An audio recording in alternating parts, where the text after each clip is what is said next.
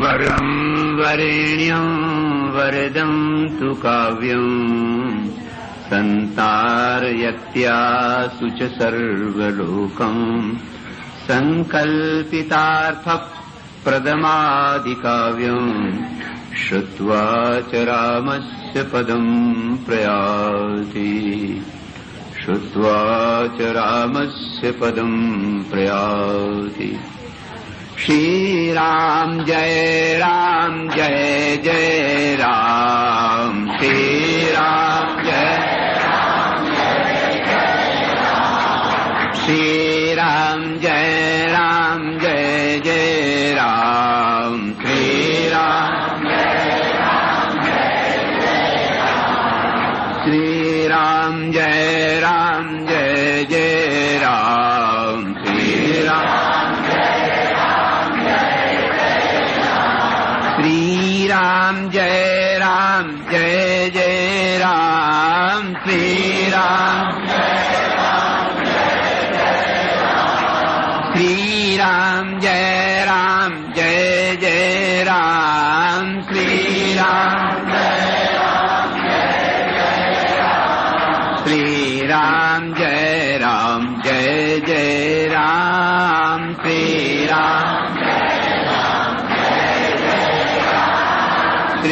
राम श्री राम जय जय राम। श्री राम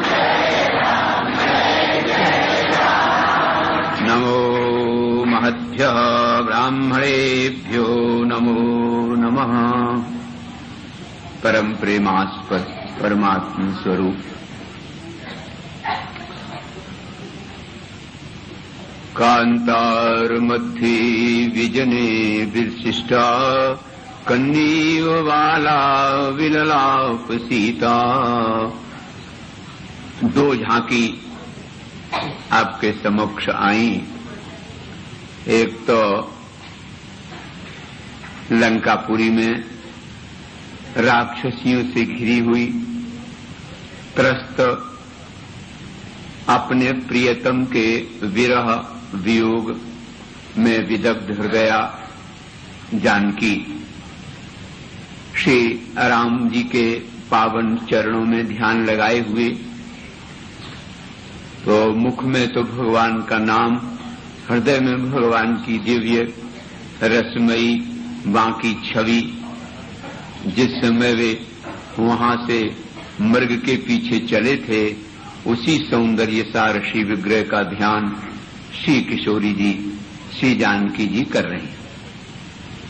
और इधर भगवान श्री रामभद्र जिस समय मृग के लिए चले थे, उस समय सीता जी के उस सौंदर्य सार मुखारविंद का दर्शन करके चले थे।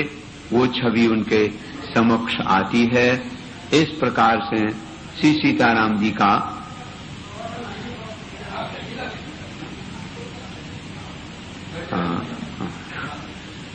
आप दर्शन करें। इधर नारायण जब सुग्रीव ने आश्वासन दिया कि हे प्रभु, आप तो स्वयं सर्व समर्थ हैं, आपकी शक्ति ही संपूर्ण विश्व में व्याप्त है, इसलिए शोकम धैर्यम आश्रय व्यवसायम स्त्री कुरु। ये व्यवसाय कुछ करना चाहिए, शोक करने से तो कोई मतलब नहीं निकलेगा। तो ये बात पवन नंदन श्री हनुमान जी ने भी चरण पकड़ के कही, तो बात तय हो गई। बोले दोपहर के समय में अभिजित मुहूर्त है। यद्यपि ज्योतिष दर्शन की दृष्टि से तो दक्षिण की यात्रा अभिजित मुहूर्त दोपहर में वर्जित होती है, लेकिन जहां स्वयं मंगलमय भगवान ही हैं और राक्षसों के विनाश के लिए न जा रहे हैं भगवान, सो इसलिए उनके लिए तो सब मुहूर्त है और सब मंगलमय है। भगवान का देखो ये घोष है। आज जो भगवान चल रहे हैं, सो आप ये न समझें किसी दूसरे देश पर आक्रमण करने के लिए अथवा किसी दूसरे की संस्कृति को छीनने के लिए अथवा किसी की संपत्ति को छीनने के लिए जा रहे हैं। भगवान का जो अवतार है वो प्रयोजन ही इसलिए है कि परित्राणाय साधूनाम विनाशाय च दुष्कृताम। तो ये जो परमात्मा की दृष्टि से अगर देखा जाए तो उनकी दृष्टि से तो कोई दुष्ट है ही नहीं, ना कोई पापी है ना कोई दुष्ट है। उन दुर्भिक्ष पड़ा है, बोले हाँ सरकार पड़ा जरूर था, लेकिन हमने सब अपनी प्रजा की व्यवस्था कर दी है, अब किसी प्रकार की कोई कमी नहीं है, सब लोगों को भोजन मिल रहा है, पानी मिल रहा है। तो उन्होंने कहा कि अच्छा, गर्दन हिलाई और एक पत्थर की शिला सामने थी, बोले इसको जरा तोड़। तो उसको तोड़ दिया गया। तो उसने महाराज देखा तो एक मेढक निकला उसमें अंदर। बोले इसका मुंह खोलो, तो उसको मुंह खोल के देखा तो उसमें चावल रखे थे। तो बोले शिवा बोल, इस पत्थर के भीतर मेढक के मुंह में चावल तू नहीं रखा है क्या? लोकत्रयमाविश्य विभर्तव्य ईश्वरः। लोकत्रयम आविश्य, ये आंग पूर्वक विष धातु का अर्थ ये है कि जो शिला के भीतर मेढक के मुंह के भीतर घुस करके अब खाने को देता है। गतिर्भर्ता प्रभु, और सबका प्रभु समर्थ है, साक्षी, क्योंकि वो निखिलांतरात्मा संपूर्ण प्राणी मात्र की आत्मा है, इसलिए वो साक्षी, वो देखता है सबके भावों को, विचारों को, आज सबसे पूछता भी है। गतिर्भर्ता प्रभु साक्षी निवासः नारायण शरणम सुहृत, सबका प्यारा मित्र है, सबका सुहृदम सर्वभूतानां ज्ञात्वा माम शांति मृच्छति।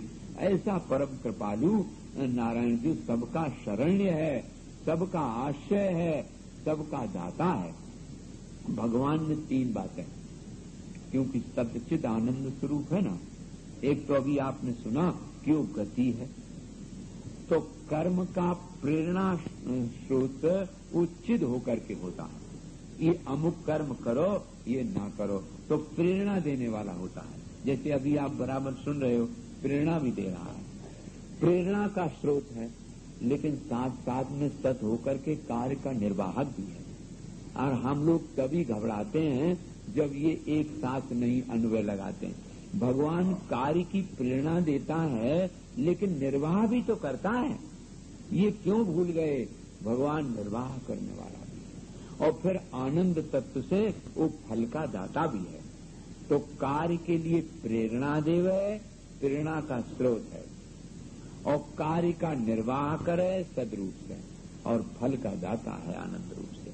इसलिए श्री यमुनाचार्य जी महाराज लिखते हैं, निमज्जतोऽनंत भवार्णवान्तश्चिराय मुकुलमिवाद्य लब्धम, त्वयापि लब्धम भगवान् इदानीमनुत्तमं पात्रमिदं दयायाः।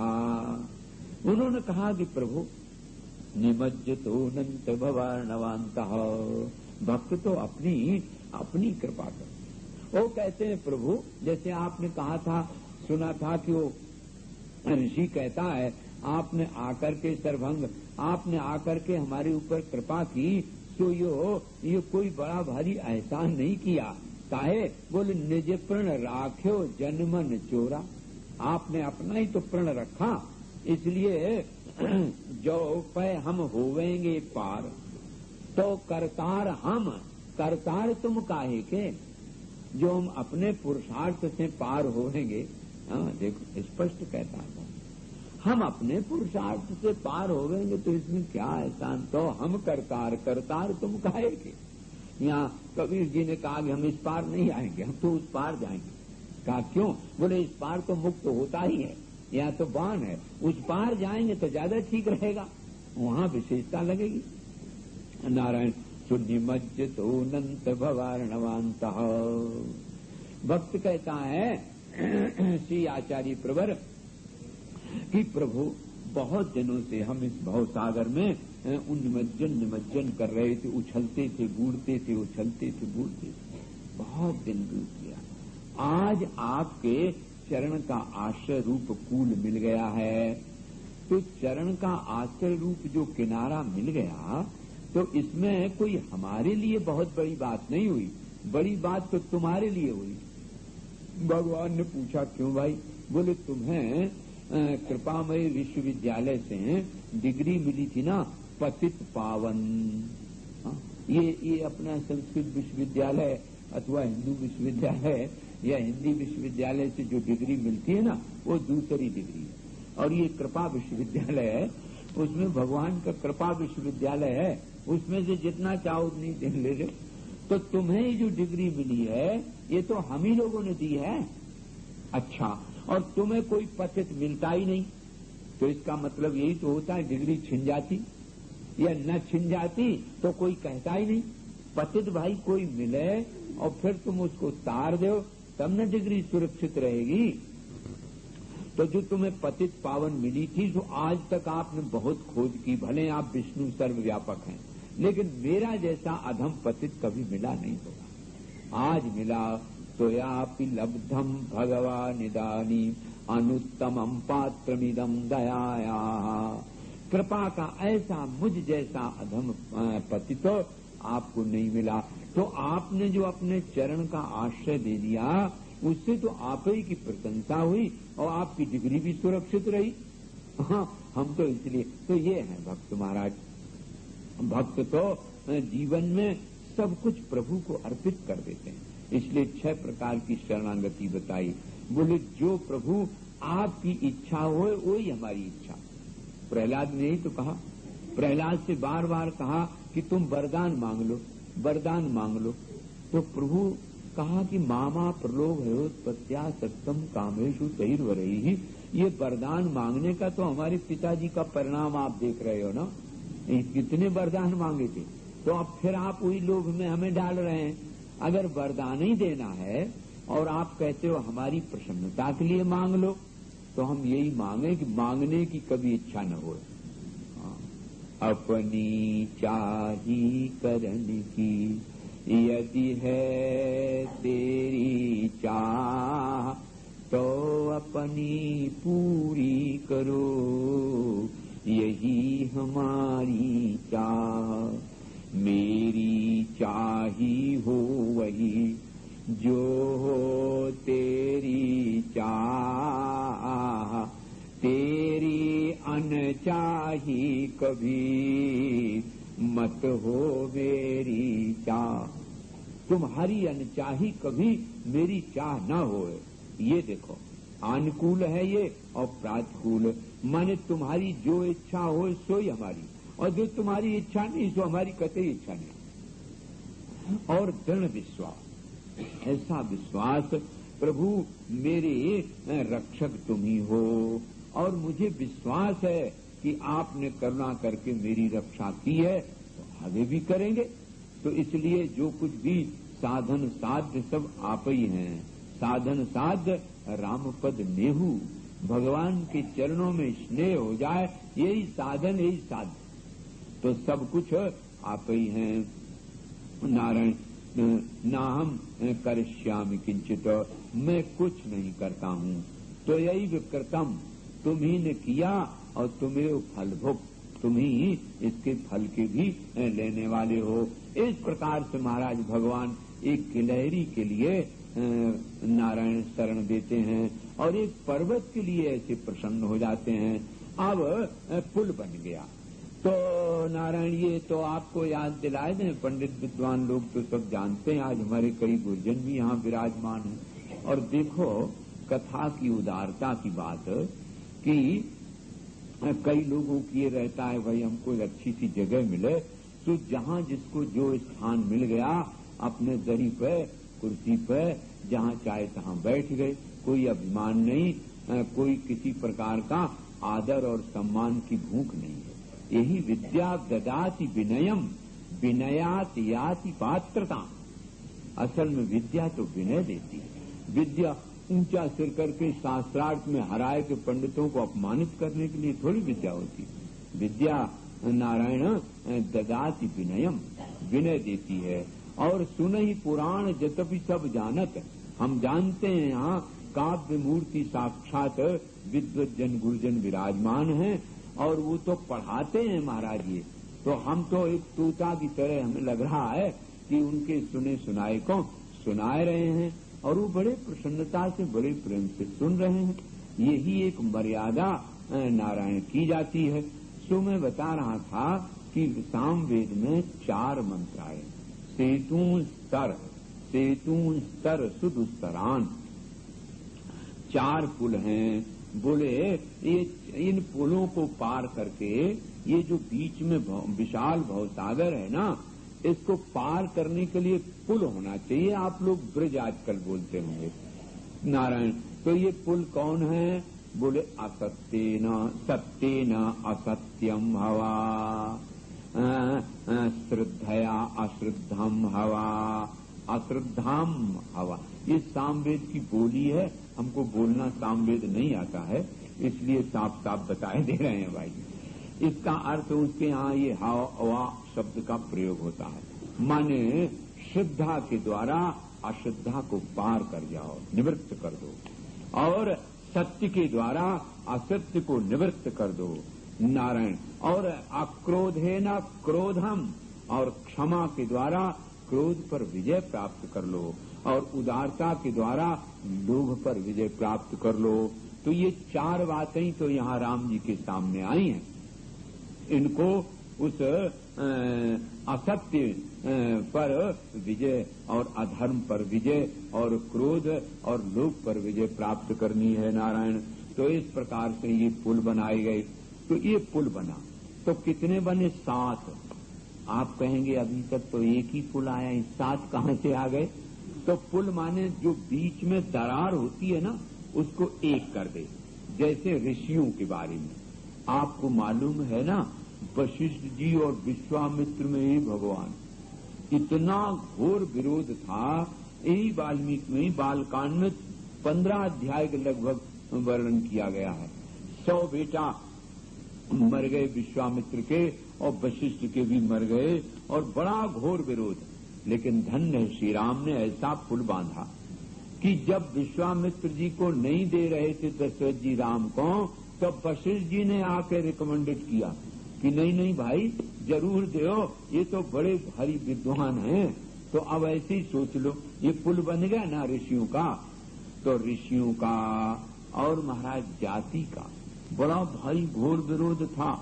जास छाछ ले ये सींचा नारायण, जिसकी छाया भी पड़ जाए तो अशुद्ध मानी जाती थी। और तेई भरे अंक रमापति भेटा गाढ़ा लिंगम तदा दत्वा, उसको गाढ़ आलिंगन दिया महाराज। प्रेम प्रसर व्यवहलाहा, और ऐसे प्रेम में हो गए कि झरझर आंसू गिरने लगे। आओ मेरे सखा, आओ मेरे मित्र, हृदय से लगा लिया। धन्य प्रभु। तो जाति का, और ये भी नहीं कि कोई मनुष्य जाति पर ऐसा हो। अभी अभी आपने गिलहरी की बात सुनी, अभी आपने पर्वत की बात सुनी, अभी आपने गीध की बात सुनी। तो भगवान जाति वर्ण लिंग, दंडकारण्य के महात्मा लोग सोच रहे थे कि हम आएंगे और शास्त्र शीर्षा करके पुरुष सूक्त के द्वारा उनका पूजन करेंगे। और भगवान बैठ गए जाके शबरी के यहाँ। हाँ, जब खटाखट खाने में लगे हुए थे ना, हाँ, तब महात्माओं ने देखा गिरे, वे तो आए भी गए और बड़े प्रेम से महाराज, वो क्या डिनर क्या बोला जाता, लंच, हाँ, बड़े प्रेम से भगवान प्रसाद पा रहे। धन्य भगवान की महिमा। ये जो डिनर है ना, आप घबरा न जाए, हिंदी नहीं संस्कृत शब्द है। ये डाव दा एक ही होता है ना, और दिन शब्द प्रकाश अर्थ में होता है। इसलिए दिन में जो प्राशन किया जाए, और सवेरे का होता प्रातराश।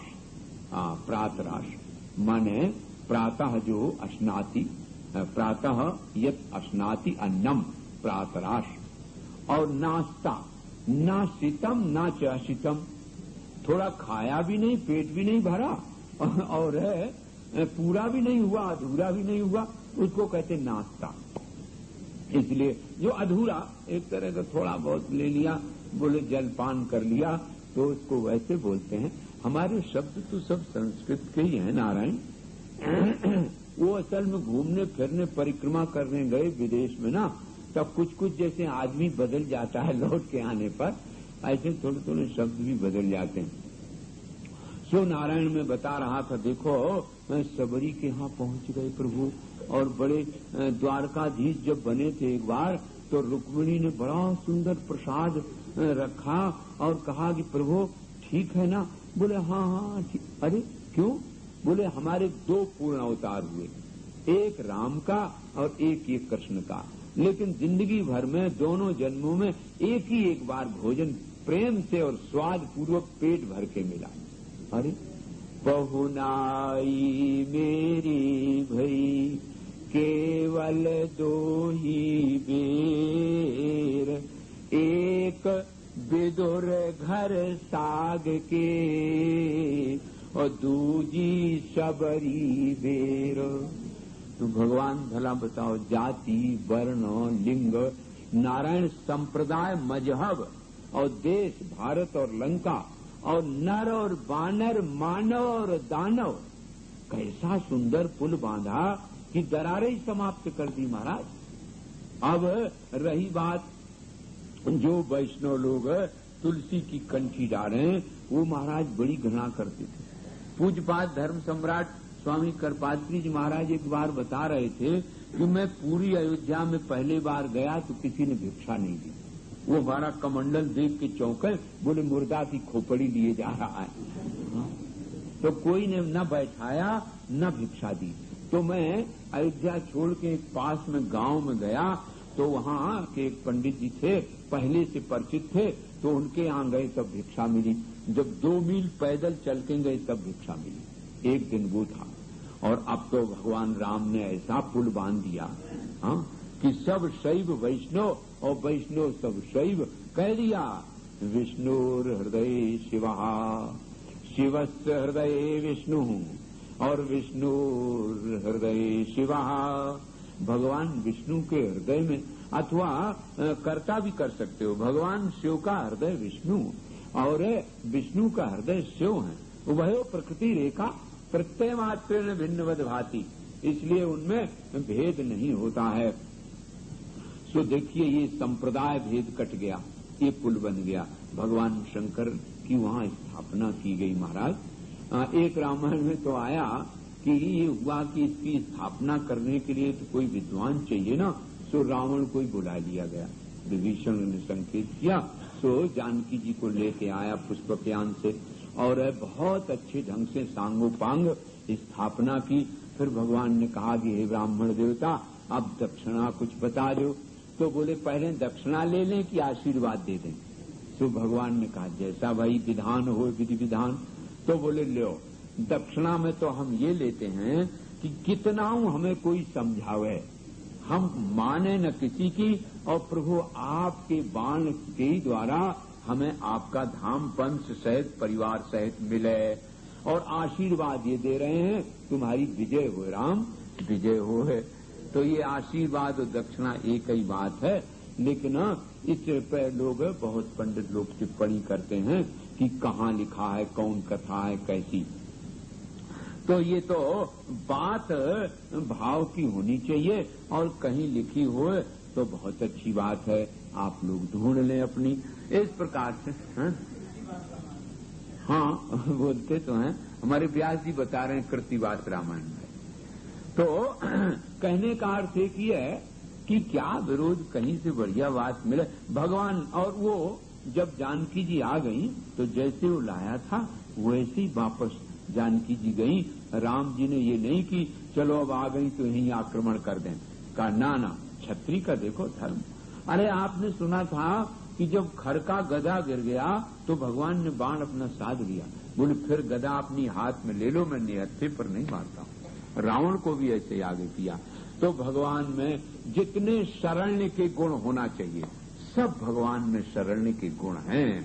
और इतने उदार, जिन्होंने ये दरारें जाति का, वर्ण का, लिंग का, संप्रदाय का, मजहब का, देश का, और नर और बानर का, और मानव और दानव का भेद काट के और दिव्य एक पुल बांध दिया। उन भगवान श्री राघवेंद्र सरकार की ओम नारायण। जय रघुनंदन रामचंद्र प्रपन्न दीनार्तिहराखिलेश वाञ्छामहे नामुनिरामयं सदा प्रदेहि भगवन् कृपया कृपालो। हे जिह्वे मधुरप्रिये सुमधुरम् श्रीरामनामामृतम् पीयूषम् पिब प्रेम भक्ति मनसा हित्वा विवादानलम्। जन्म व्याधि कसाय कामशमनम् रम्यातिरम्यम् परम् श्रीगौरीश प्रियम् सदा सुखकरम् सर्वेश्वरं सौख्यदम् सर्वेश्वरं सौख्यदम्। तदा स रामो हर्वाहिनी पतिर्विभीषणेन प्रतिबन्ध सत्कृतः स लक्ष्मणो यूथपयूथ संयुता सुमेल पृष्ठे विरराजशोभा सुमेल पृष्ठे न्यवसत्यथा सुखम्। श्रीराम जय जय राम श्रीराम श्रीराम जय राम श्रीराम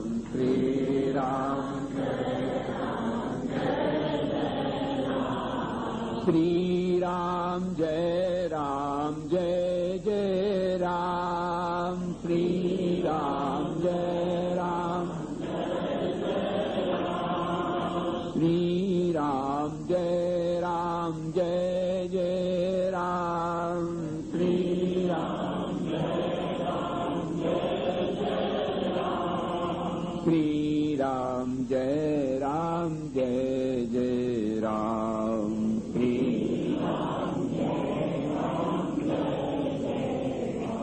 श्रीराम जय राम जय राम जय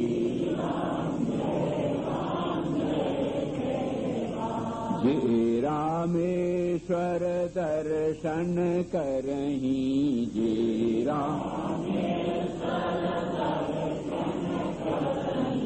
ते तनु तजी मम धाम सिधरहीं ते तनु श्रीराम जय राम श्रीराम जय श्रीराम जय राम श्रीराम नमो महद्भ्यः ब्राह्मणेभ्यो नमो नमः। परम प्रेमास्पद परमात्म स्वरूप आइए हम आप भगवान रामेश्वर का दर्शन करें। आप श्रवण कर रहे थे सुंदर कांड की कथा हो चुकी, अब आप लंका कांड में प्रवेश करते हैं। इसको महर्षि ने युद्ध कांड का रूप दिया है। तो असल में युद्ध तो हमारे जीवन में सदा ही है। इतना जरूर है कि कुछ युद्ध हमें दिखाई देता है और कुछ युद्ध गुरुदेव गुरुजनों की कृपा से दिखाई देता है, सुझाने पर दिखाई देता है, और कुछ युद्ध स्वयं अपने आप दिखाई देता है। तो 3 प्रकार का ये युद्ध है। एक बिल्कुल दिखाई नहीं देता। पूरे जीवन में बहुत लड़ाई देखी, कहां खाड़ी में, कहां इराक, अफगानिस्तान में। इसकी तो लड़ाई की हमें पहचान भी है और चिंता भी है। ऐसे लोग कहते हैं व्यर्थ में आपस में लड़ रहे हैं, खून खराबा कर रहे हैं। भले अपने भाई भाई से मुकदमा चल रहा हो, लेकिन बाहर की बहुत चिंता है। तो बाह्य युद्ध हमने बहुत देखे, बहुत उनकी चिंता की। एक प्रकार के तो वो हैं। दूसरे वे हैं जो महापुरुषों के, संतों की कृपा से उनके आश्रय में हैं और वो सुझाव दे रहे हैं कि वो युद्ध बाहरी नहीं है, युद्ध तो तुम्हारे भीतर ही हो रहा। कितनी आसुरी प्रवृत्तियां और दैवी प्रवृत्तियां आपस में टकरा रही हैं और वो युद्ध अनवरत चल रहा है और तुम उस पर कभी विचार नहीं करते। कब क्षमा जीत गई कि क्रोध, लोभ जीत गया कि उदारता, इंद्रिय संयम है कि नहीं, ये सब पर विचार नहीं करते, बल्कि बाहर की चिंता। और तीसरे वे हैं जो संतों की कृपा से जब इस प्रकार का सुझाव प्राप्त कर लेते हैं तो उस युद्ध को देख लेते हैं और देख के सावधान हो जाते हैं। यही भगवान की कृपा है। दुर्गा सप्तशती में प्रारंभ में इन तीनों का बड़ा विस्तार से वर्णन दिया। दिवांधा प्राणिना केचित रात्राबंधा तथा परे, केचित दिवा तथा रात्रौ प्राणिनस्तुल्य दृष्टया। जैसे आपका ये श्रीमद् भागवत पुराण है, तैसे एक देवी पुराण। तो वो जो देवी पुराण है, शाक्त लोग उसको ही पुराण मानते हैं, तो श्रीमद् भागवत को उप पुराण मानते हैं। और ये लोग उसको उप पुराण मानते हैं। वास्तव में अपनी अपनी मान्यता है। देवी और देवा सब एक ही है, कोई अंतर नहीं। तो उसी में से एक इसका अंश है दुर्गा जी का, और मार्कंडेय पुराण में अलग से भी कहा। ये कह रहे हैं कि दिवांधा प्राणिना कीचित। कई लोग तो नारायण दिन में अंधे होते हैं और कई लोग दिन में खूब दिखाई देता, रात में अंधे हो जाते हैं। और कई लोग तो ऐसे हैं कि ना विचारों को दिन में दिखाई दे और ना रात में दिखाई दे। तो जो मोह में पड़े हुए हैं रात दिन, उनको तो विचारों को अवसर ही नहीं सत्संग का, वो तो रात्र अंध ही है। लेकिन जिनको सत्संग का अवसर है, जिनको संतों की कृपा मिली है, वे उस कृपा का ठीक से उपयोग ना करके और न प्रकाश प्राप्त नहीं करते हैं और अपने भीतर नहीं झांकते, अपने भीतर का युद्ध नहीं देखते, बाहर के युद्ध में लगे रहते हैं। और भाई भाई में, भाई बहन में मुकदमा, ये कभी विचार नहीं करते कि धन्य है वे हमारे आराध्य देव श्री राम, जिन्होंने इस प्रकार के पुल बांध दिए। कल आपने सुना था, ऋषियों में, जाति में, वर्ण में, लिंग में, संप्रदाय में, देश में आज आवश्यकता है भगवान श्री राम के कर्तव्य पथ पर चलने की।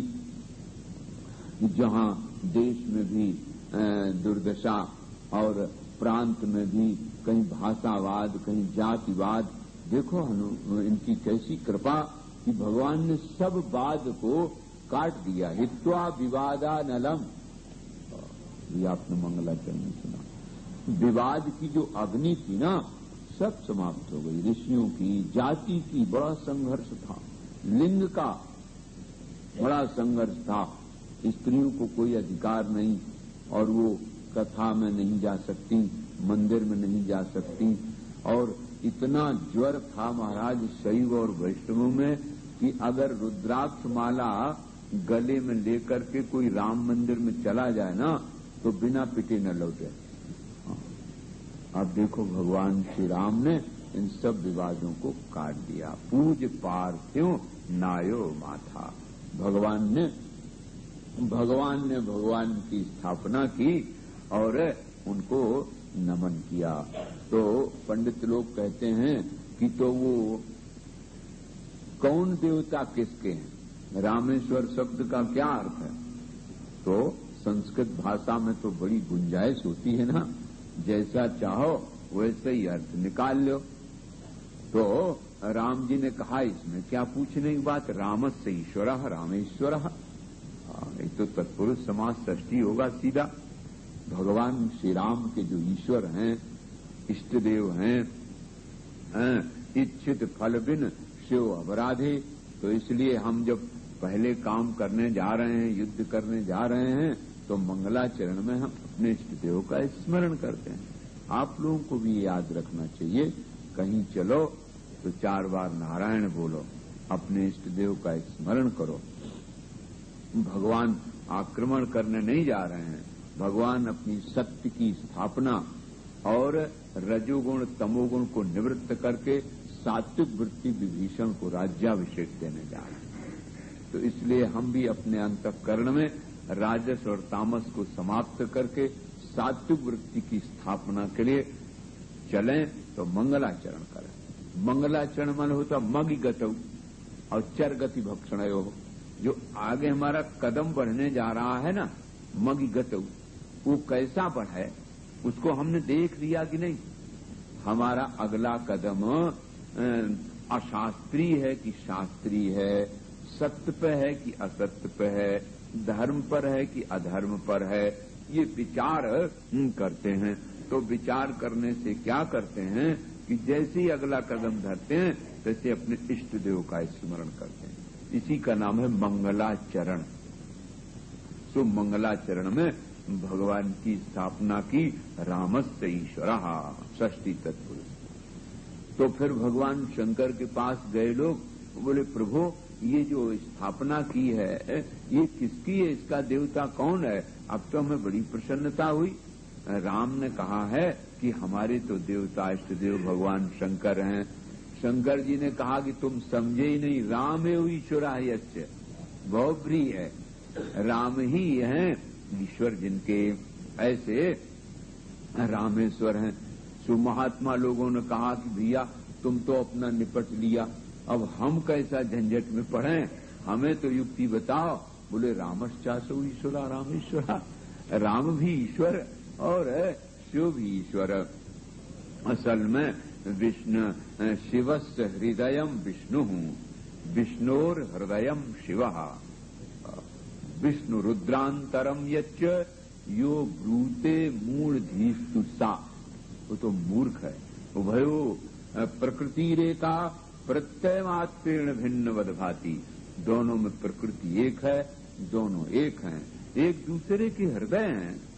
भगवान शंकर के हृदय स्वरूप राम, क्यों बात है कि राम का स्वरूप नीलांबुज श्यामल है ना, तो उनका ध्यान करते करते, और सात्विक है विष्णु, तो चूंकि सात्विक विष्णु का रूप जो होता है गौर वर्ण होता है, तो उनका ध्यान करते करते गौर वर्ण विष्णु का सात्विक रूप का, तो भगवान शंकर का गौर वर्ण हो गया, कर्पूर गौरम है, तो वो तमोगुण के रूप में न रुद्र न।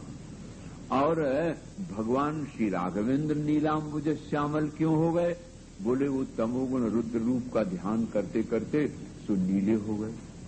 भगवान असल में उनमें कोई रंग का हिसाब नहीं है।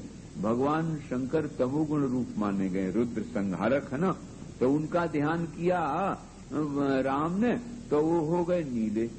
और राम का ध्यान किया सत्वगुण श्वेत है, तो भगवान शंकर हो गए कर्पूर गौरव।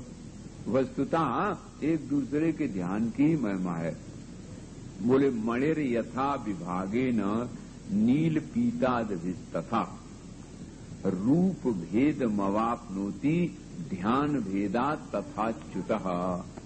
जो जिसका जैसे ध्यान करता है उसका ही वो रूप उसमें मिल जाता है। सो भगवान शिव और भगवान राम एक ही हैं, चाहे रामस्य ईश्वरः, चाहे रामेव ईश्वरायस्य, अथवा रामश्चासो ईश्वरः। राम और शिव दोनों ऋषि मुनियों के, महात्माओं के दोनों के इष्ट हैं। सो भगवान ने बड़ी प्रशंसा भी की। और उसी दिन से ये संप्रदाय भेद कट गया, जब उन्होंने गारंटी से कह दिया शिवद्रोही मम दास कहावे, सोनर सपने मोई न भावे। भगवान शंकर का विरोधी हो और वो हमें कैसे स्वप्न में भी मुझे पसंद नहीं है। तो इसलिए नारायण दोनों एक हैं, दोनों की स्तुति है। सो भगवान स्वयं कहते हैं कि यहाँ जो कोई गंगा जल ला करके भगवान शंकर पर चढ़ाएगा, रामेश्वर का दर्शन करेगा, वो तो शरीर छोड़ने पर मेरे धाम को प्राप्त होगा। राम की करे भक्ति तो शंकर जी प्रसन्न होते हैं, क्यों? वैष्णवों में सबसे श्रेष्ठ तो शंकर जी, और शंकर जी की कोई भक्ति करे तो प्रसन्न राम जी होते हैं। इसलिए इनका बड़ा अच्छा समझौता है, भेदभाव नहीं है। अब तो महाराज भगवान देखो, यही एक करुणा है, वानरों पर करुणा की। उनको ये एहसास हो गया कि देखो हम लोगों ने कैसा विशाल 100 योजन तक ये पुल बांध दिया, और बांधा किसने? ये तो भगवान की महिमा है। जब पुल सब बन गया तो भगवान आए के समुद्र के तट पर खड़े हो गए, और जैसे ही खड़े हो गए तो भला वो जो पुल बना था उतने में इतनी लंबी चौड़ी सेना निकलती हूँ कैसे? संभव ही नहीं था। तो भगवान की कृपा देखिए, जो भगवान तट पर खड़े हो गए ना, तो जितने जीव जंतु समुद्र के बड़े बड़े विशाल थे ना, वो सब निकल पड़े भगवान का दर्शन करने के लिए। तो ऐसा बढ़िया पुल बन गया कि बंदर सब कूद कूद के उस पार जल्दी जल्दी और क्रम से खड़े हुए, जिससे हमारी पीठ पर इन हर भक्तों का चरण गिर जाए। देखन कहा प्रभु करुणा कंदा, देखन प्रगट भये सब जलचर वृंदा, प्रगट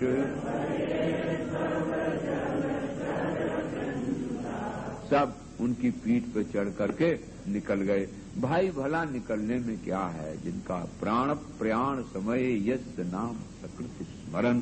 एक बार कोई स्मरण कर ले भगवान का नाम, न तीर्थवा भवाम बोधिम, वो तो भवाम बोधि को पार कर जाता है। तो भला ये क्या बात है। अब ये भगवान उस पार गए और वो जो सुबेल पर्वत है वहीं पर डेरा पड़ गए, पड़ाव बोलते हैं ना, और कहा कि आप तुम लोग जहां बढ़िया बढ़िया फल फूल मिले वहां सुख प्रेम से पाओ, और लंकई में जाके जल पियो। अब तो खिड़की खुल गई, अब किसी प्रकार का कोई नारायण दोष नहीं रहा। अब सब बाधाएं दूर हो गई, श्याम नारायण भगवान पधार गए ना। तो नारायण अब इधर देखो एक झांकी दिखाते हैं, कैसे हैं? बोले तदा सरामा हर वाहिनी पति, सेनापति राम जी हैं स्वयं। देखो एक कई लोग होते हैं राजा लोग, वो जरा पीछे रहते हैं, सोचते रहते हैं कि पहले सेना खत्म हो गए फिर मंत्री और फिर धीरे धीरे नंबर आएगा, लेकिन श्री राम जी सबसे आगे है और निश्चित विजय मानो प्राप्त कर ली इस प्रकार से। और विकारों के आक्रमण के समय में भी भगवान श्री राघवेंद्र की ये झांकी देखनी चाहिए, दर्शन करना चाहिए, स्मरण करना चाहिए। तो वो अपशकुन और नारायण वो विकार निवृत्त हो जाता है। भगवान के विशाल विकराल धनुष को और उस पर बाण को देखते ही देखते विकार सब भाग जाते हैं। ध्यान की महिमा है, ध्यान भेदात तथा च्युता। अब ये मंत्रणा हुई कि क्या होना चाहिए। अब ये तो इधर है जरा झांकी। अब रावण ने जब ये सुना कि समुद्र के पार सेना आ गई है तो फिर मंत्रियों को बिठाया और बोला देखो मैं राजनीति जानता हूं, यद्यपि हमें सामर्थ्य बहुत है आप लोग ये न समझ लेना, ये चोर की दाढ़ी में तिनका होता है ना, ये आप लोग न समझना कि कोई हम भयभीत हैं। और 2 तपस्वी अगर किसी तरह से समुद्र पार कर भी आए तो ये कोई बड़ी बात नहीं है। हमारे यहाँ तो छोटे छोटे निशाचर सब ऐसे कूद के निकल जाते रहे, तो तुम लोगों की कोई बात नहीं। लेकिन राजनीति का ये नियम है कि मंत्र मूलम ही विजयम प्रवदंति मनीषिणः, कि राजा को चाहिए कि अपने मंत्रियों से सलाह लेकर के करें। तो अब क्या होना चाहिए?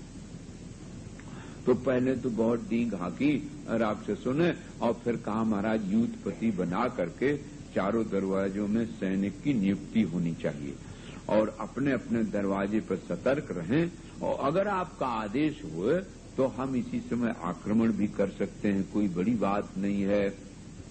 इस प्रकार से अपनी अपनी सलाह दी।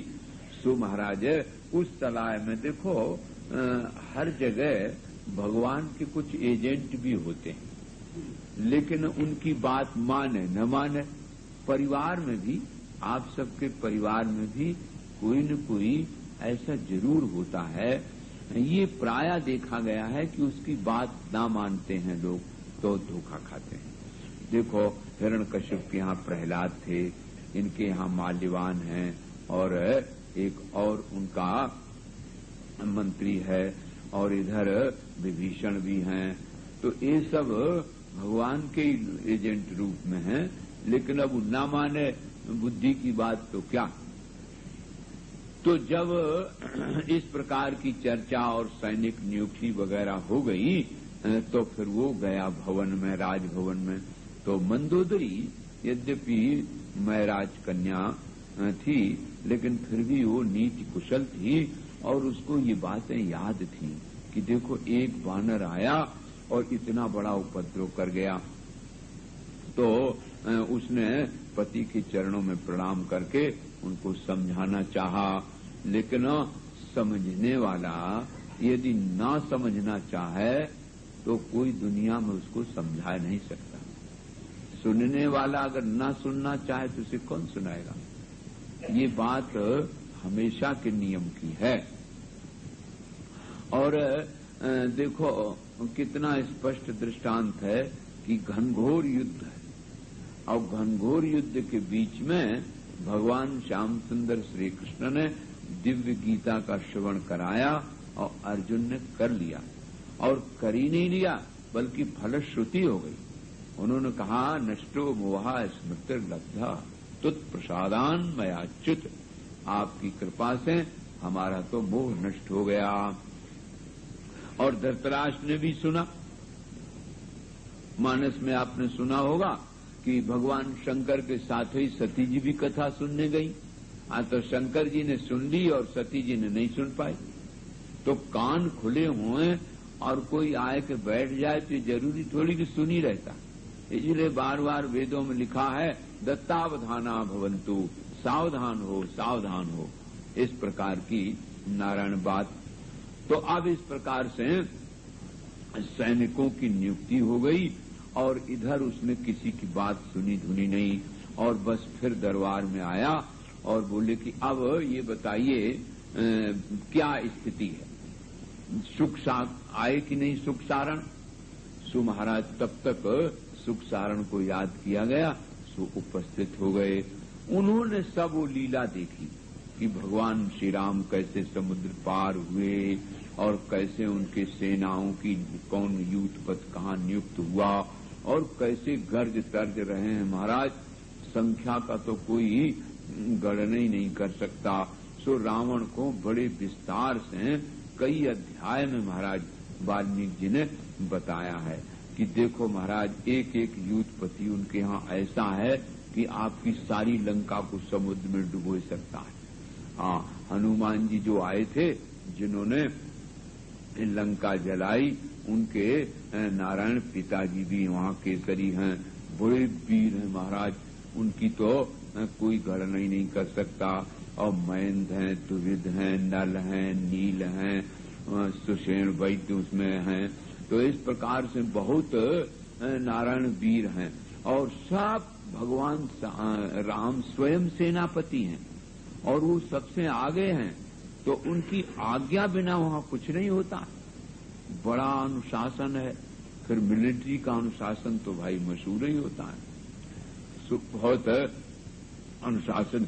मेरे समझ से तो प्रभु इनसे विजय पाना बहुत मुश्किल है। सुख सारण ने कहा कि मुझे तो पकड़ लिया गया था, क्योंकि हम छिपे छिपे सब देख रहे थे, भेद ले रहे थे। सो कहाँ सेना कैसी है, कहाँ कच्ची जगह हो सकती है, कहाँ आक्रमण। सो उससे महाराज विभीषण ने देख लिया और रावण से कहा, महाराज विभीषण का बड़ा वहां सम्मान है, सब कोई उनसे लंकाधिपति लंका नरेश कहते हैं, वो तो राजा हैं। और भगवान श्री राम तो इतने धर्मात्मा हैं, शीलवान हैं, गुणज्ञ हैं।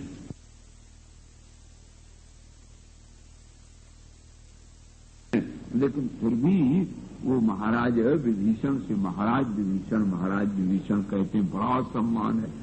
उस सुग्रीव को मित्र सखा कहते हैं, बराबर आसन उनको देते हैं।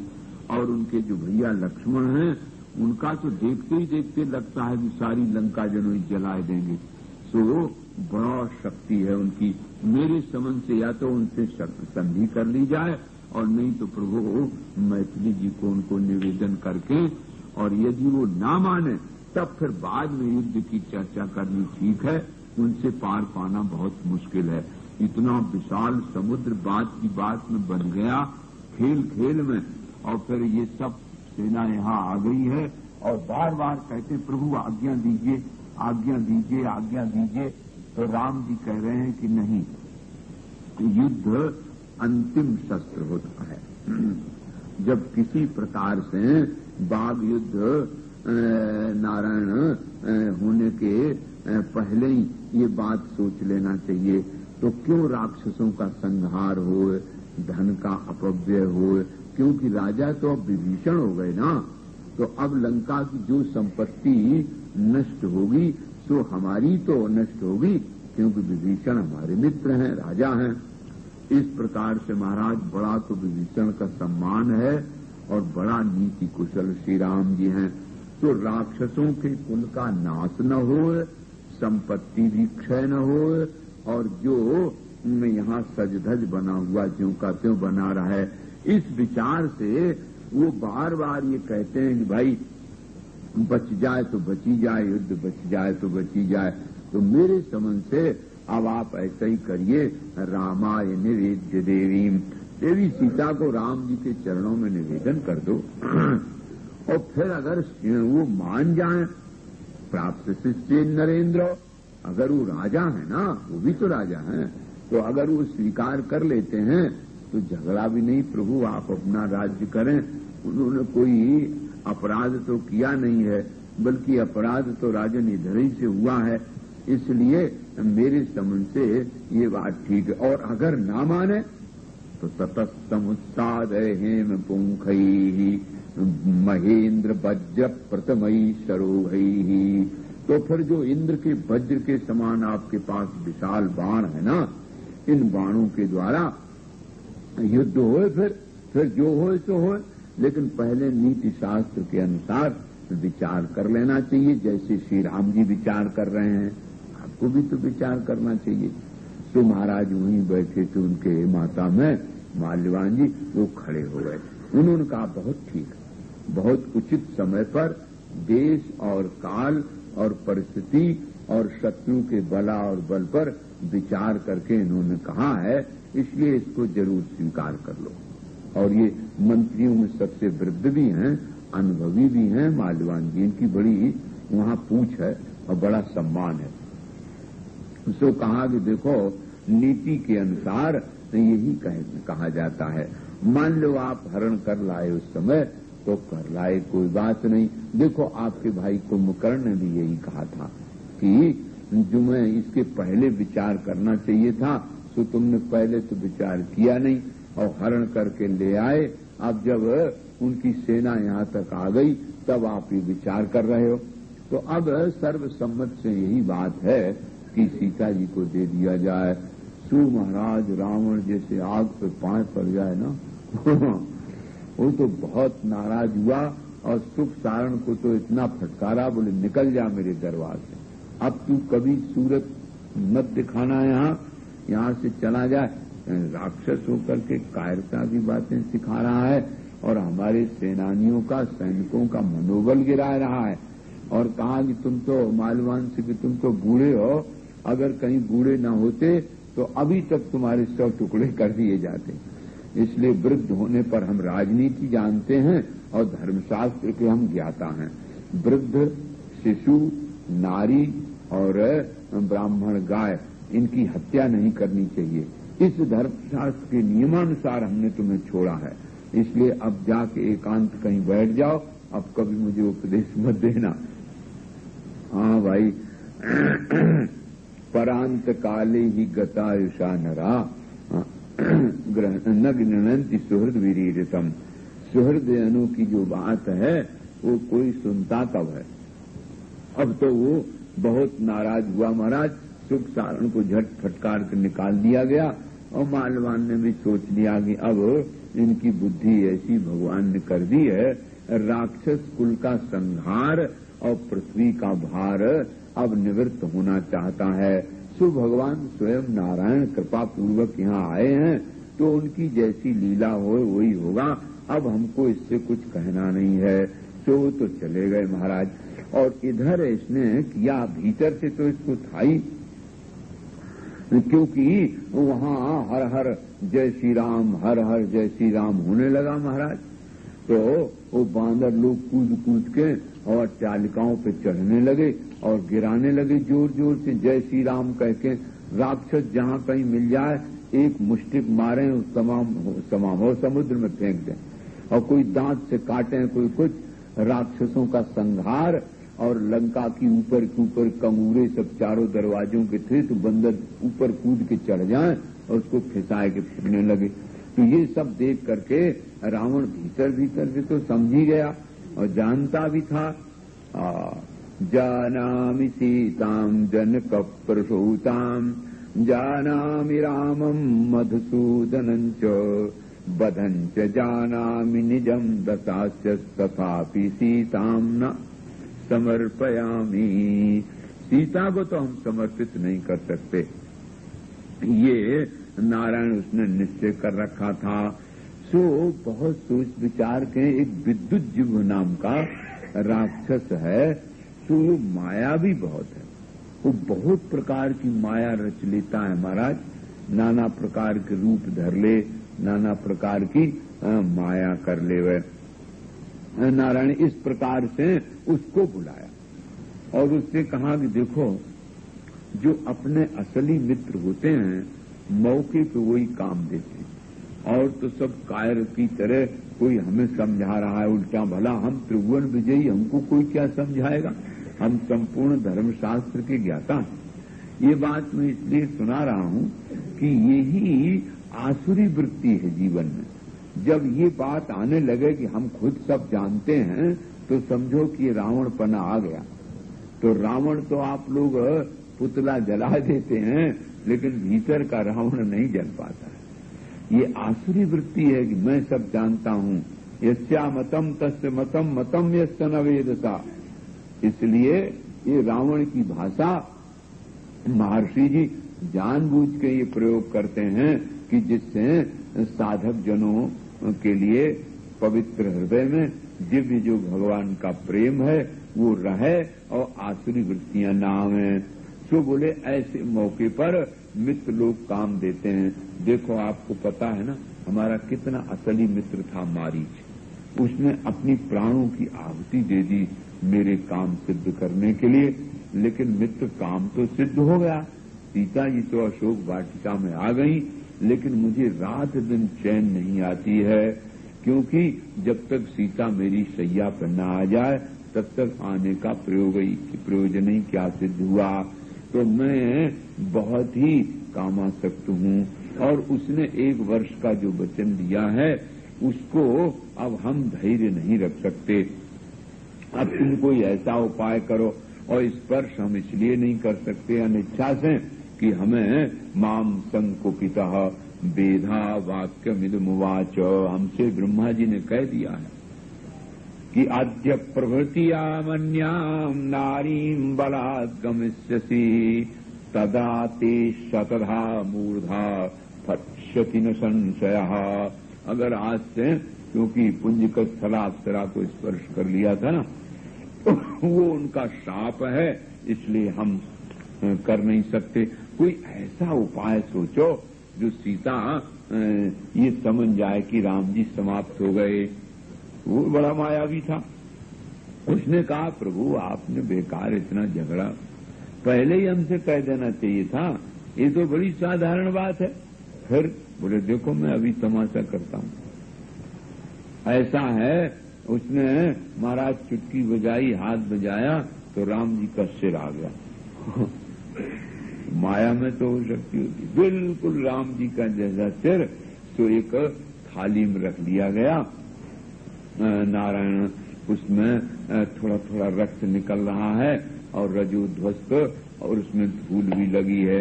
6000 रजोध्वस्तम, ऐसा उस सिर आ गया महाराज, और थाली में रख दिया, ऊपर से एक लाल कपड़ा डाल दिया, और वही श्री राम जी का ज्यों का त्यों धनुष आ गया। और बोले, चलो इस सीता जी को दिखा दो। तो उसको यही तो प्रयोजन है, जब राम जी चले ही गए तो अब तो तुम्हारे गले में झट वो बाँव पाश डाल लेगी, जाएगी कहाँ? और नहीं तो अंत में मार दिया जाएगा। राक्षसों को कोई हत्या करने में कोई दोष तो होता नहीं। बड़ा प्रसन्न हुआ महाराज। हाँ, और तुरंत वहीं उसी समय अशोक वाटिका में पहुंच गया, प्रमदावन में। तो जब वहां वो गया तो सीता जी कांपने लगी, उसको देख करके डर गई। क्योंकि विवत्साम वेपमानाम कुररी विव, जैसे कोई कुररी कांपने लगे थर थर, ऐसे वो कांपने लगी। वो सुंदरी कदली स्तंभ की तरह कांपने लगी। अब इस प्रकार से नारायण उसने कहा कि देखो सुनैने, अभी तक तो मैंने इसलिए सोचा कि भाई तुमने जो कहा था कि हमारे पति देव हैं, हम उनके सिवाय अन्य कहीं कैसे जाएं, अथवा वो तुम्हें ये डर होगा कि रामचंद्र सुनेंगे कि वो रावण की भार्या बन गई तो कलंक लगेगा। लो अब आपको बता देना। विद्युत जीव को बुलाया, सुनिए जरा, लो दिखाओ। सो महाराज जो कपड़ा खोला तो श्री राम जी का ज्यों का त्यों सिर था, और ऐसे उसने नीचे धरती में पटक दिया तो खून से लथपथ था। और 6000 रजोध्वस्तम मिदम शिरः दर्शयामास राक्षस, वो जो सिर है ना उसको राक्षस ने देखा सीता जी को।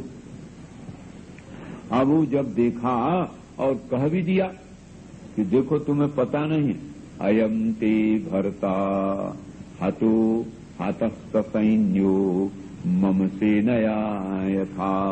अब तुम्हें ये भी बात बता दें, यथा मम सेनया ससैन्य हता तो भरता, वो भी मैं सुनाई दे रहा हूं।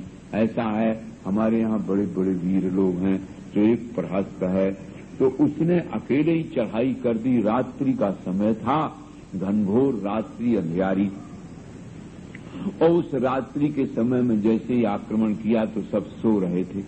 तो हमारे राक्षसों ने सब पूरी की पूरी सेना, जो खास खास थे, जामवंत, सुग्रीव, नल, नील, दुविध, इनके तो सबके सोते सिर काट दिए, और राम जी का सिर काट के और उनका ये धनुष ये देखो ले आए हैं। तो हमने तुमको ये भी बता दिया कि जैसे जैसे हाँ राम को मार करके अयम, ये देखो सामने समुपस्थित अयम, तो ये नारायण हमने ये तुमको सब कथा बताई। अब तुम अपना सोच लो। अभी तक तो ये बात थी कि भाई राम जी हैं, अब तो राम जी नहीं हैं, तो अब तुम्हें हमारी शरण में आ जाना चाहिए। और देखो तुमने विचार नहीं किया, नारी का तो परम धन पति ही होता है, और वो पति कैसा, जो जंगल में मारा मारा घूमे, जिसका अधिकार भी नहीं है, और कांटे कुसों में तुम्हें भी खिलाया। देखो यहाँ कितना सुंदर दिव्य सब सामान है भोग का, इसलिए खूब विचार करो, विचार कर लो पिबो रमस्व भुंक्ष भोगान, नाना प्रकार का रमण करोगे, तमाम भोगों को भोगने के लिए यहाँ सब सामान है। और दिशामि मेदिनीं चैव धन संचयं च, और जितना चाहो धन और मेदिनी पृथ्वी सब तुम्हारी हो जाएगी। देख लो, विचार कर लो। और मई लल ललने, हे ललने मई लल, मेरे में तुम अब आसक्त हो जाओ, मेरे साथ रमण करो। एक और तुम्हें बता दें, मई लल ललने यथा सुखत्वम, और त्वयि समेत्य ललन्तु बांधवास्ते, और तुम्हारे जो बंधु बांधव हैं उनको भी जनकपुर से बुला सकते हो, और सब बड़े आराम से ललन्तु, त्वयि समेत्य ललन्तु बांधवास्ते, इस प्रकार से विचार कर लो सब। और ऐसा किया महाराज। इतने में क्या हुआ, विद्युज्जम्न ने वो धनुष भी फेंक दिया जमीन पर और सिर भी फेंक दिया। तो सीता जी महाराज उसको देख के जोर जोर से चीख चीख भर के रोने लगी। हा रामेति रामेति, हा लक्ष्मणेति तथैव च, हा शुश्रूर मम कौशल्ये माता माता सुमित्रे च भामिनी। सुमित्रा माता और कौशल्या माता का नाम ले ले करके जोर जोर से महाराज चीख भर भर रोने लगी। सीता का जो विलाप है वो बहुत विस्तार से वर्णन किया।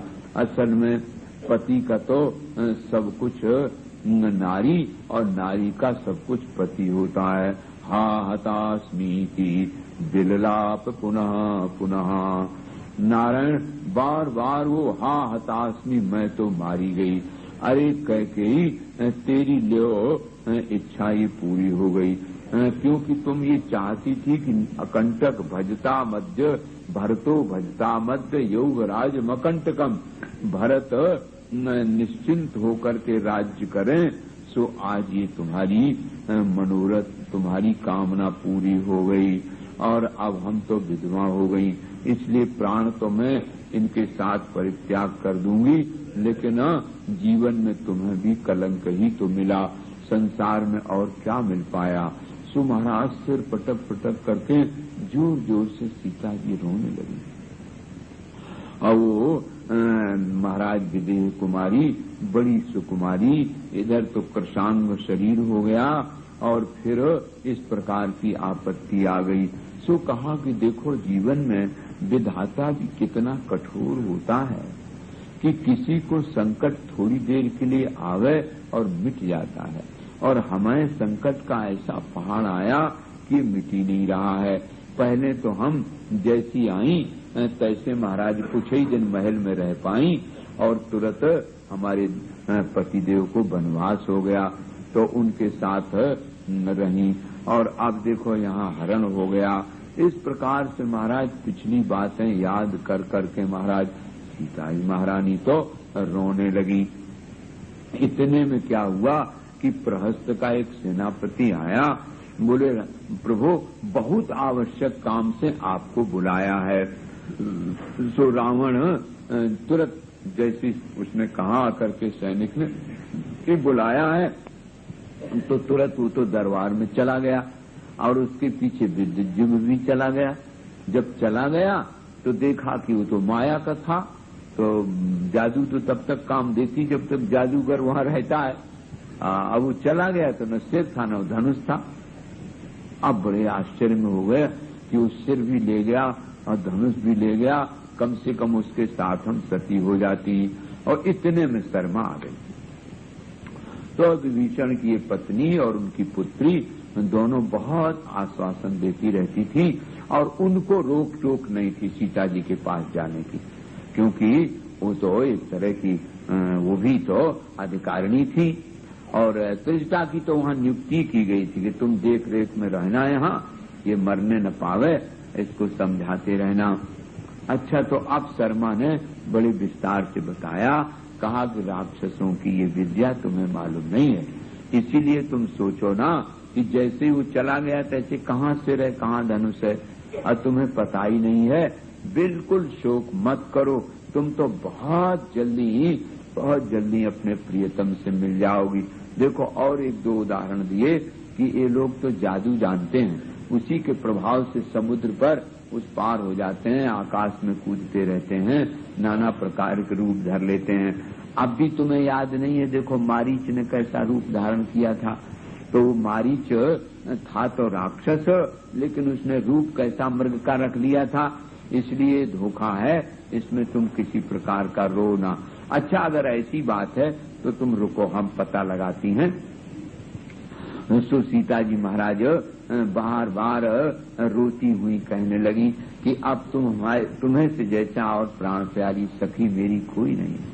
संसार में ऐसा मेरे जैसा अनाथ और कौन होगा।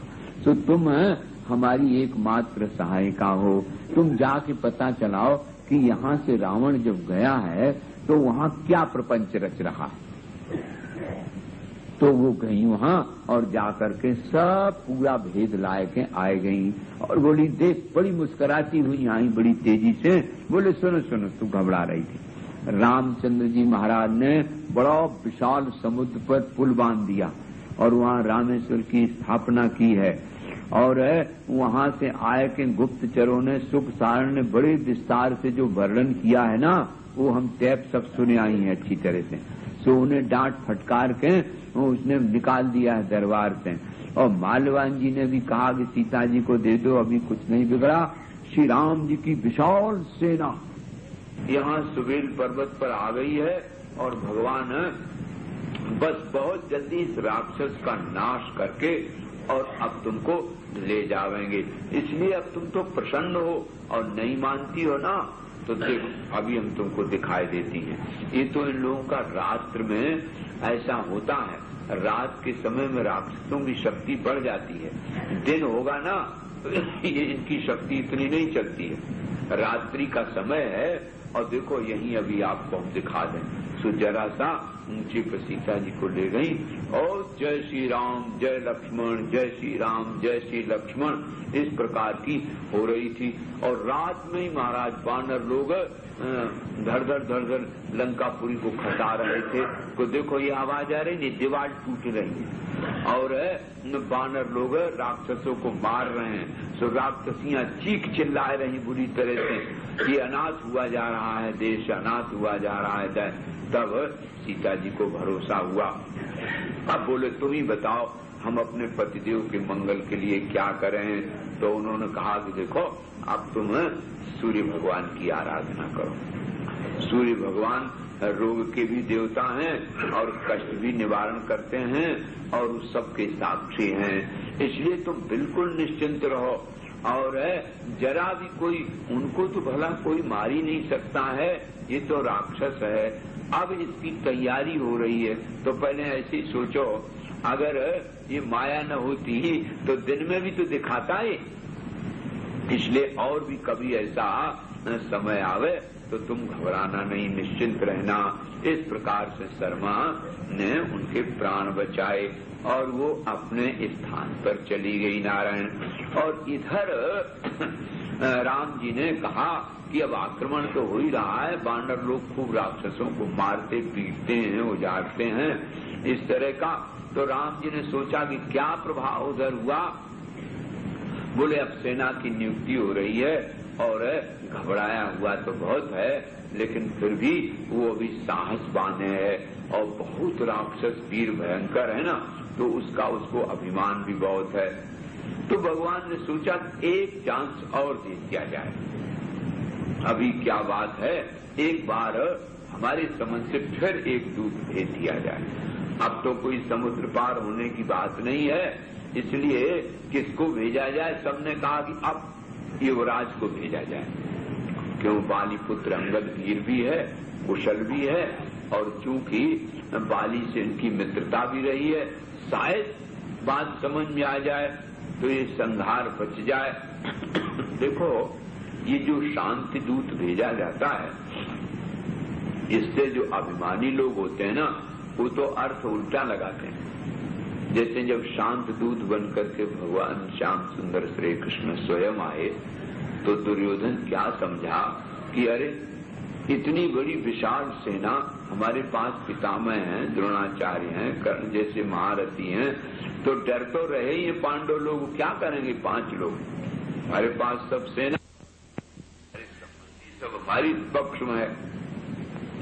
तो बार बार ये जो भेजते हैं न शांति दूत, और श्री कृष्ण भी सोचते हैं ये तो ग्वाला है, कोई बंसी थोड़ी बजाना है वहां युद्ध का मैदान है ना, इसलिए ये भी सोचता है कि युद्ध न हो, लेकिन मैं युद्ध के ही पक्ष में हूं कि हमेशा के लिए कंटकई कट जाए, 5 को मार के फिर कोई झगड़ा ही न रहे।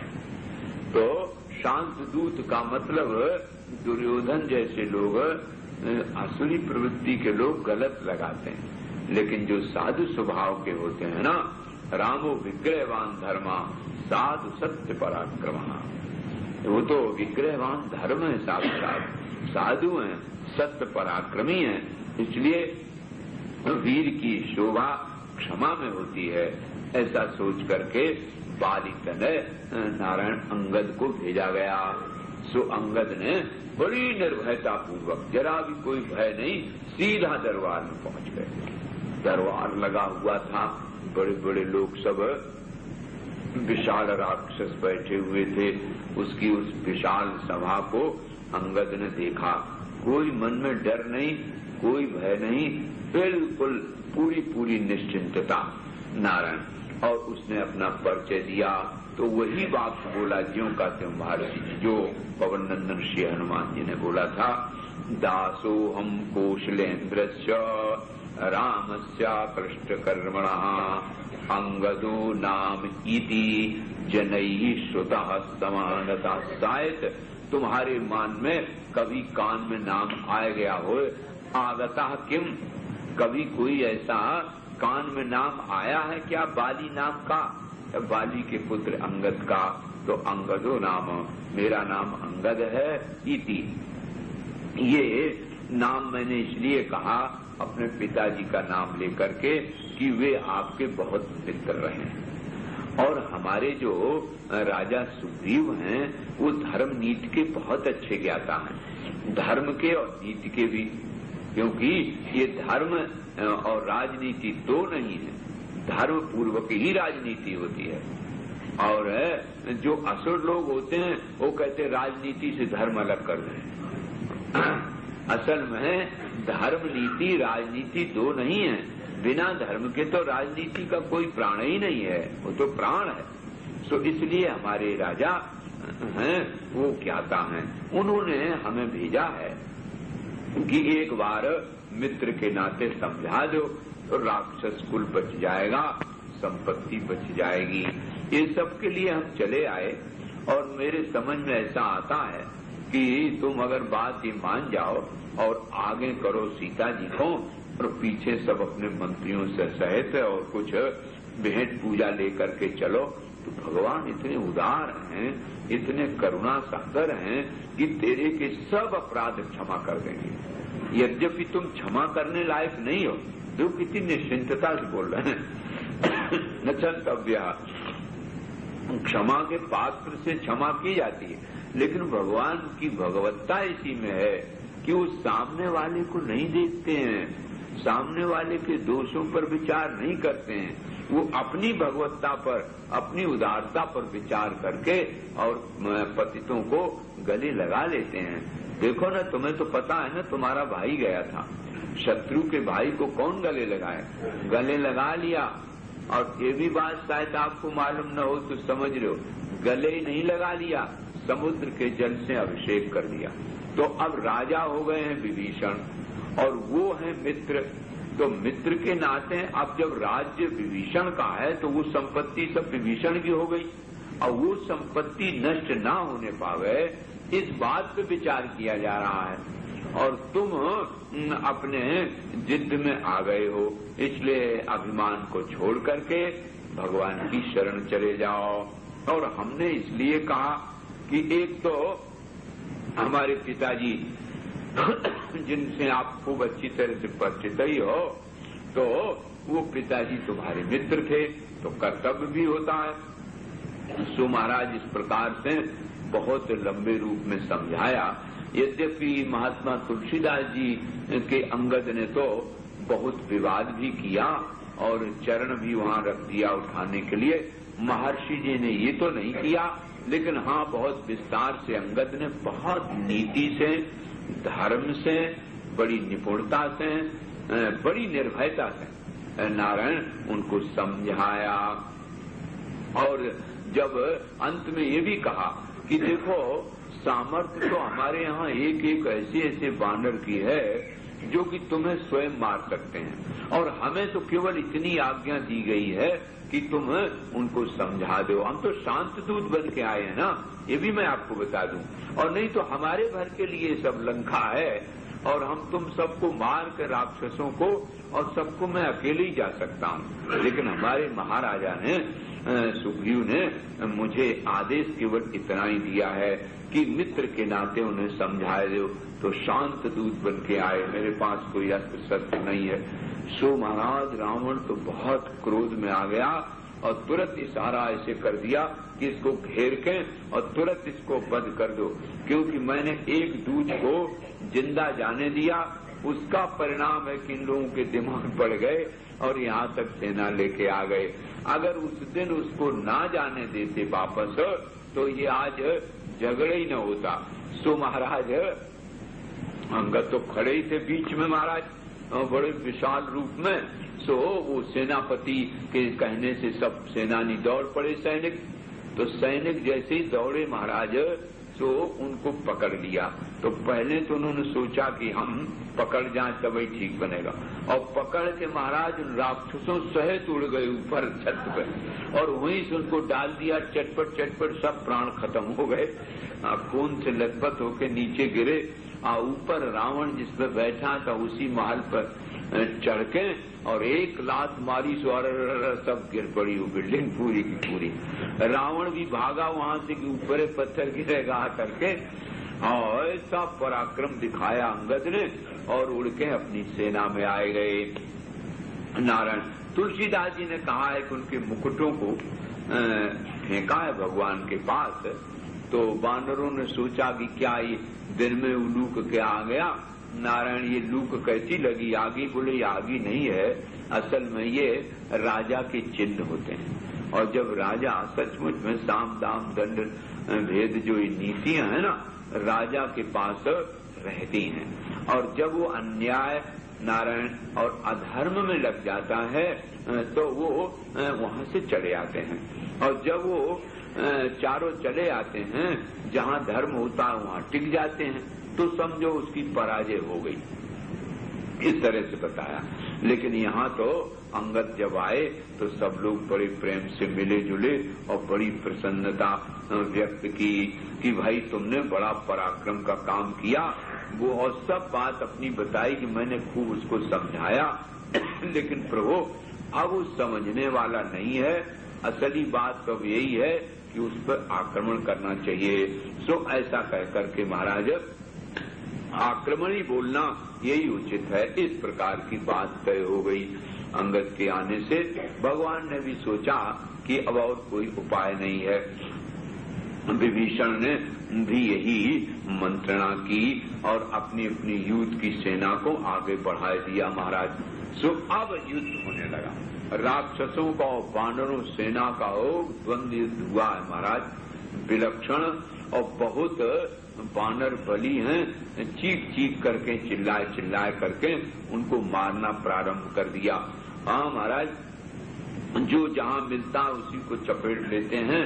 जब राक्षसों के भयंकर कोलाहल को, चीख और चिल्लाहट को देखा और चारों जो दरवाजे थे तो ऐसे ढंग से आक्रमण किया कि चारों ओर से किया नारायण। सो जो उन्होंने सैनिक नियुक्त किए थे वो तो सब मार दिए नारायण।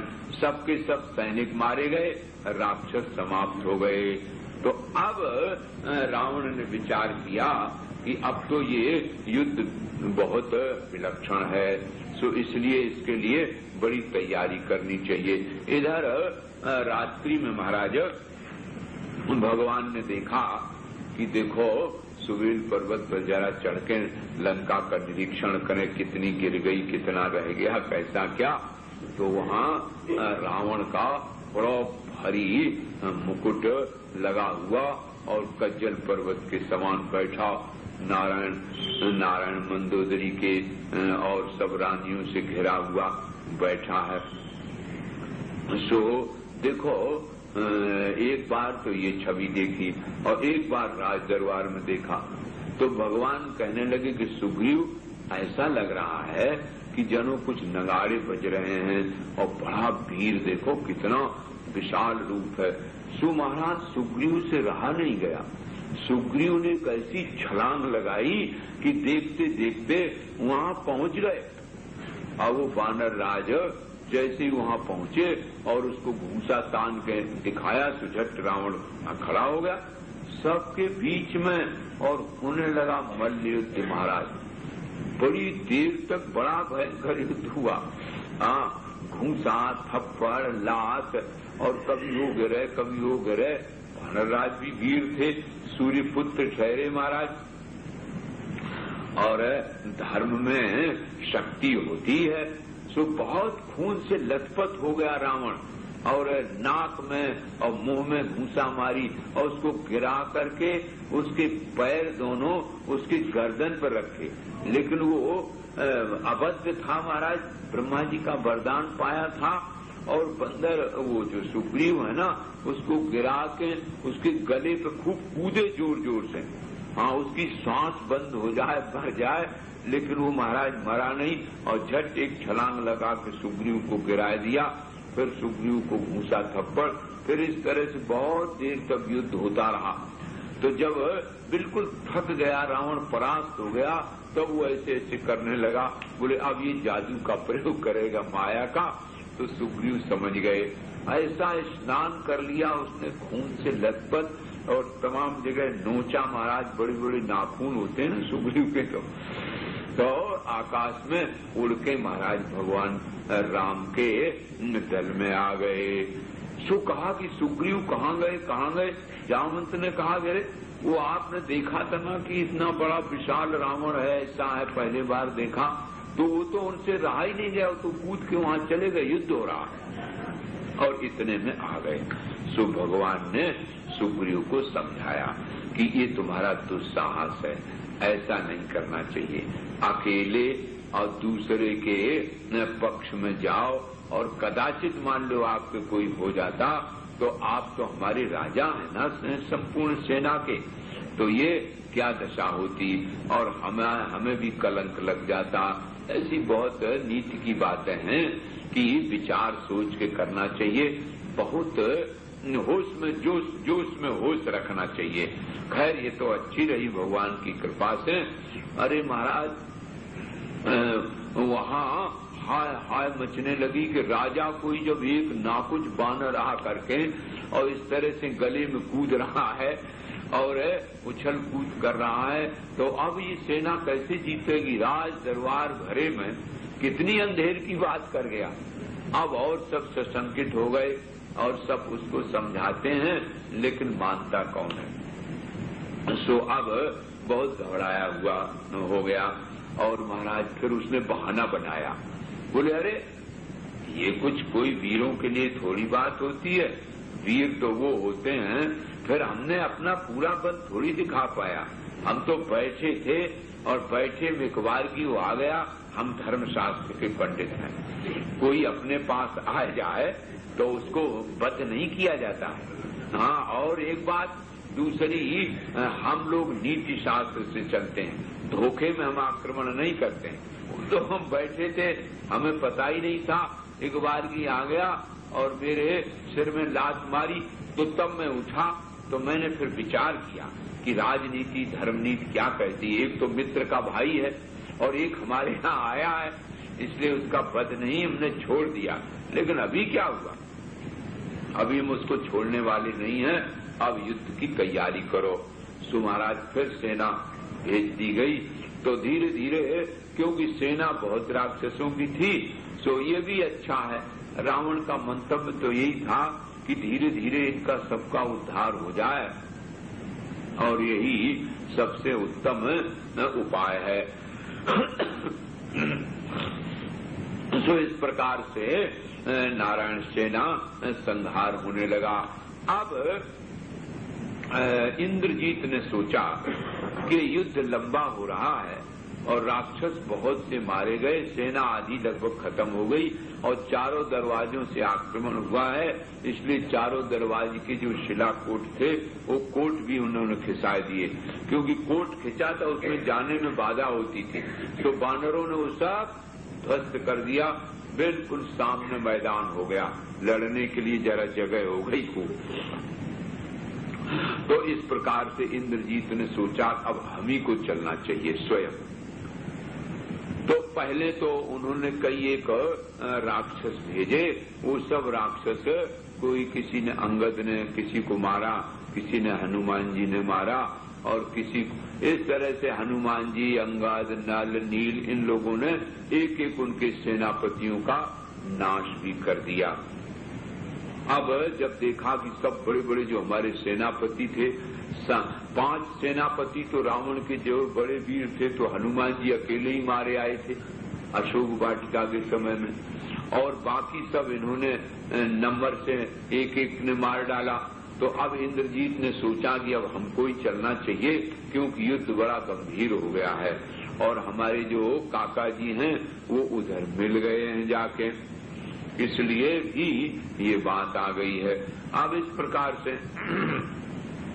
नारायण इंद्रजीत ने आक्रमण किया बड़ी भारी सेना लेकर के, और महाराज हो गया वहां, और उधर से हनुमान, जावन, अंगद इन सबको सतर्क करके युद्ध होने लगा।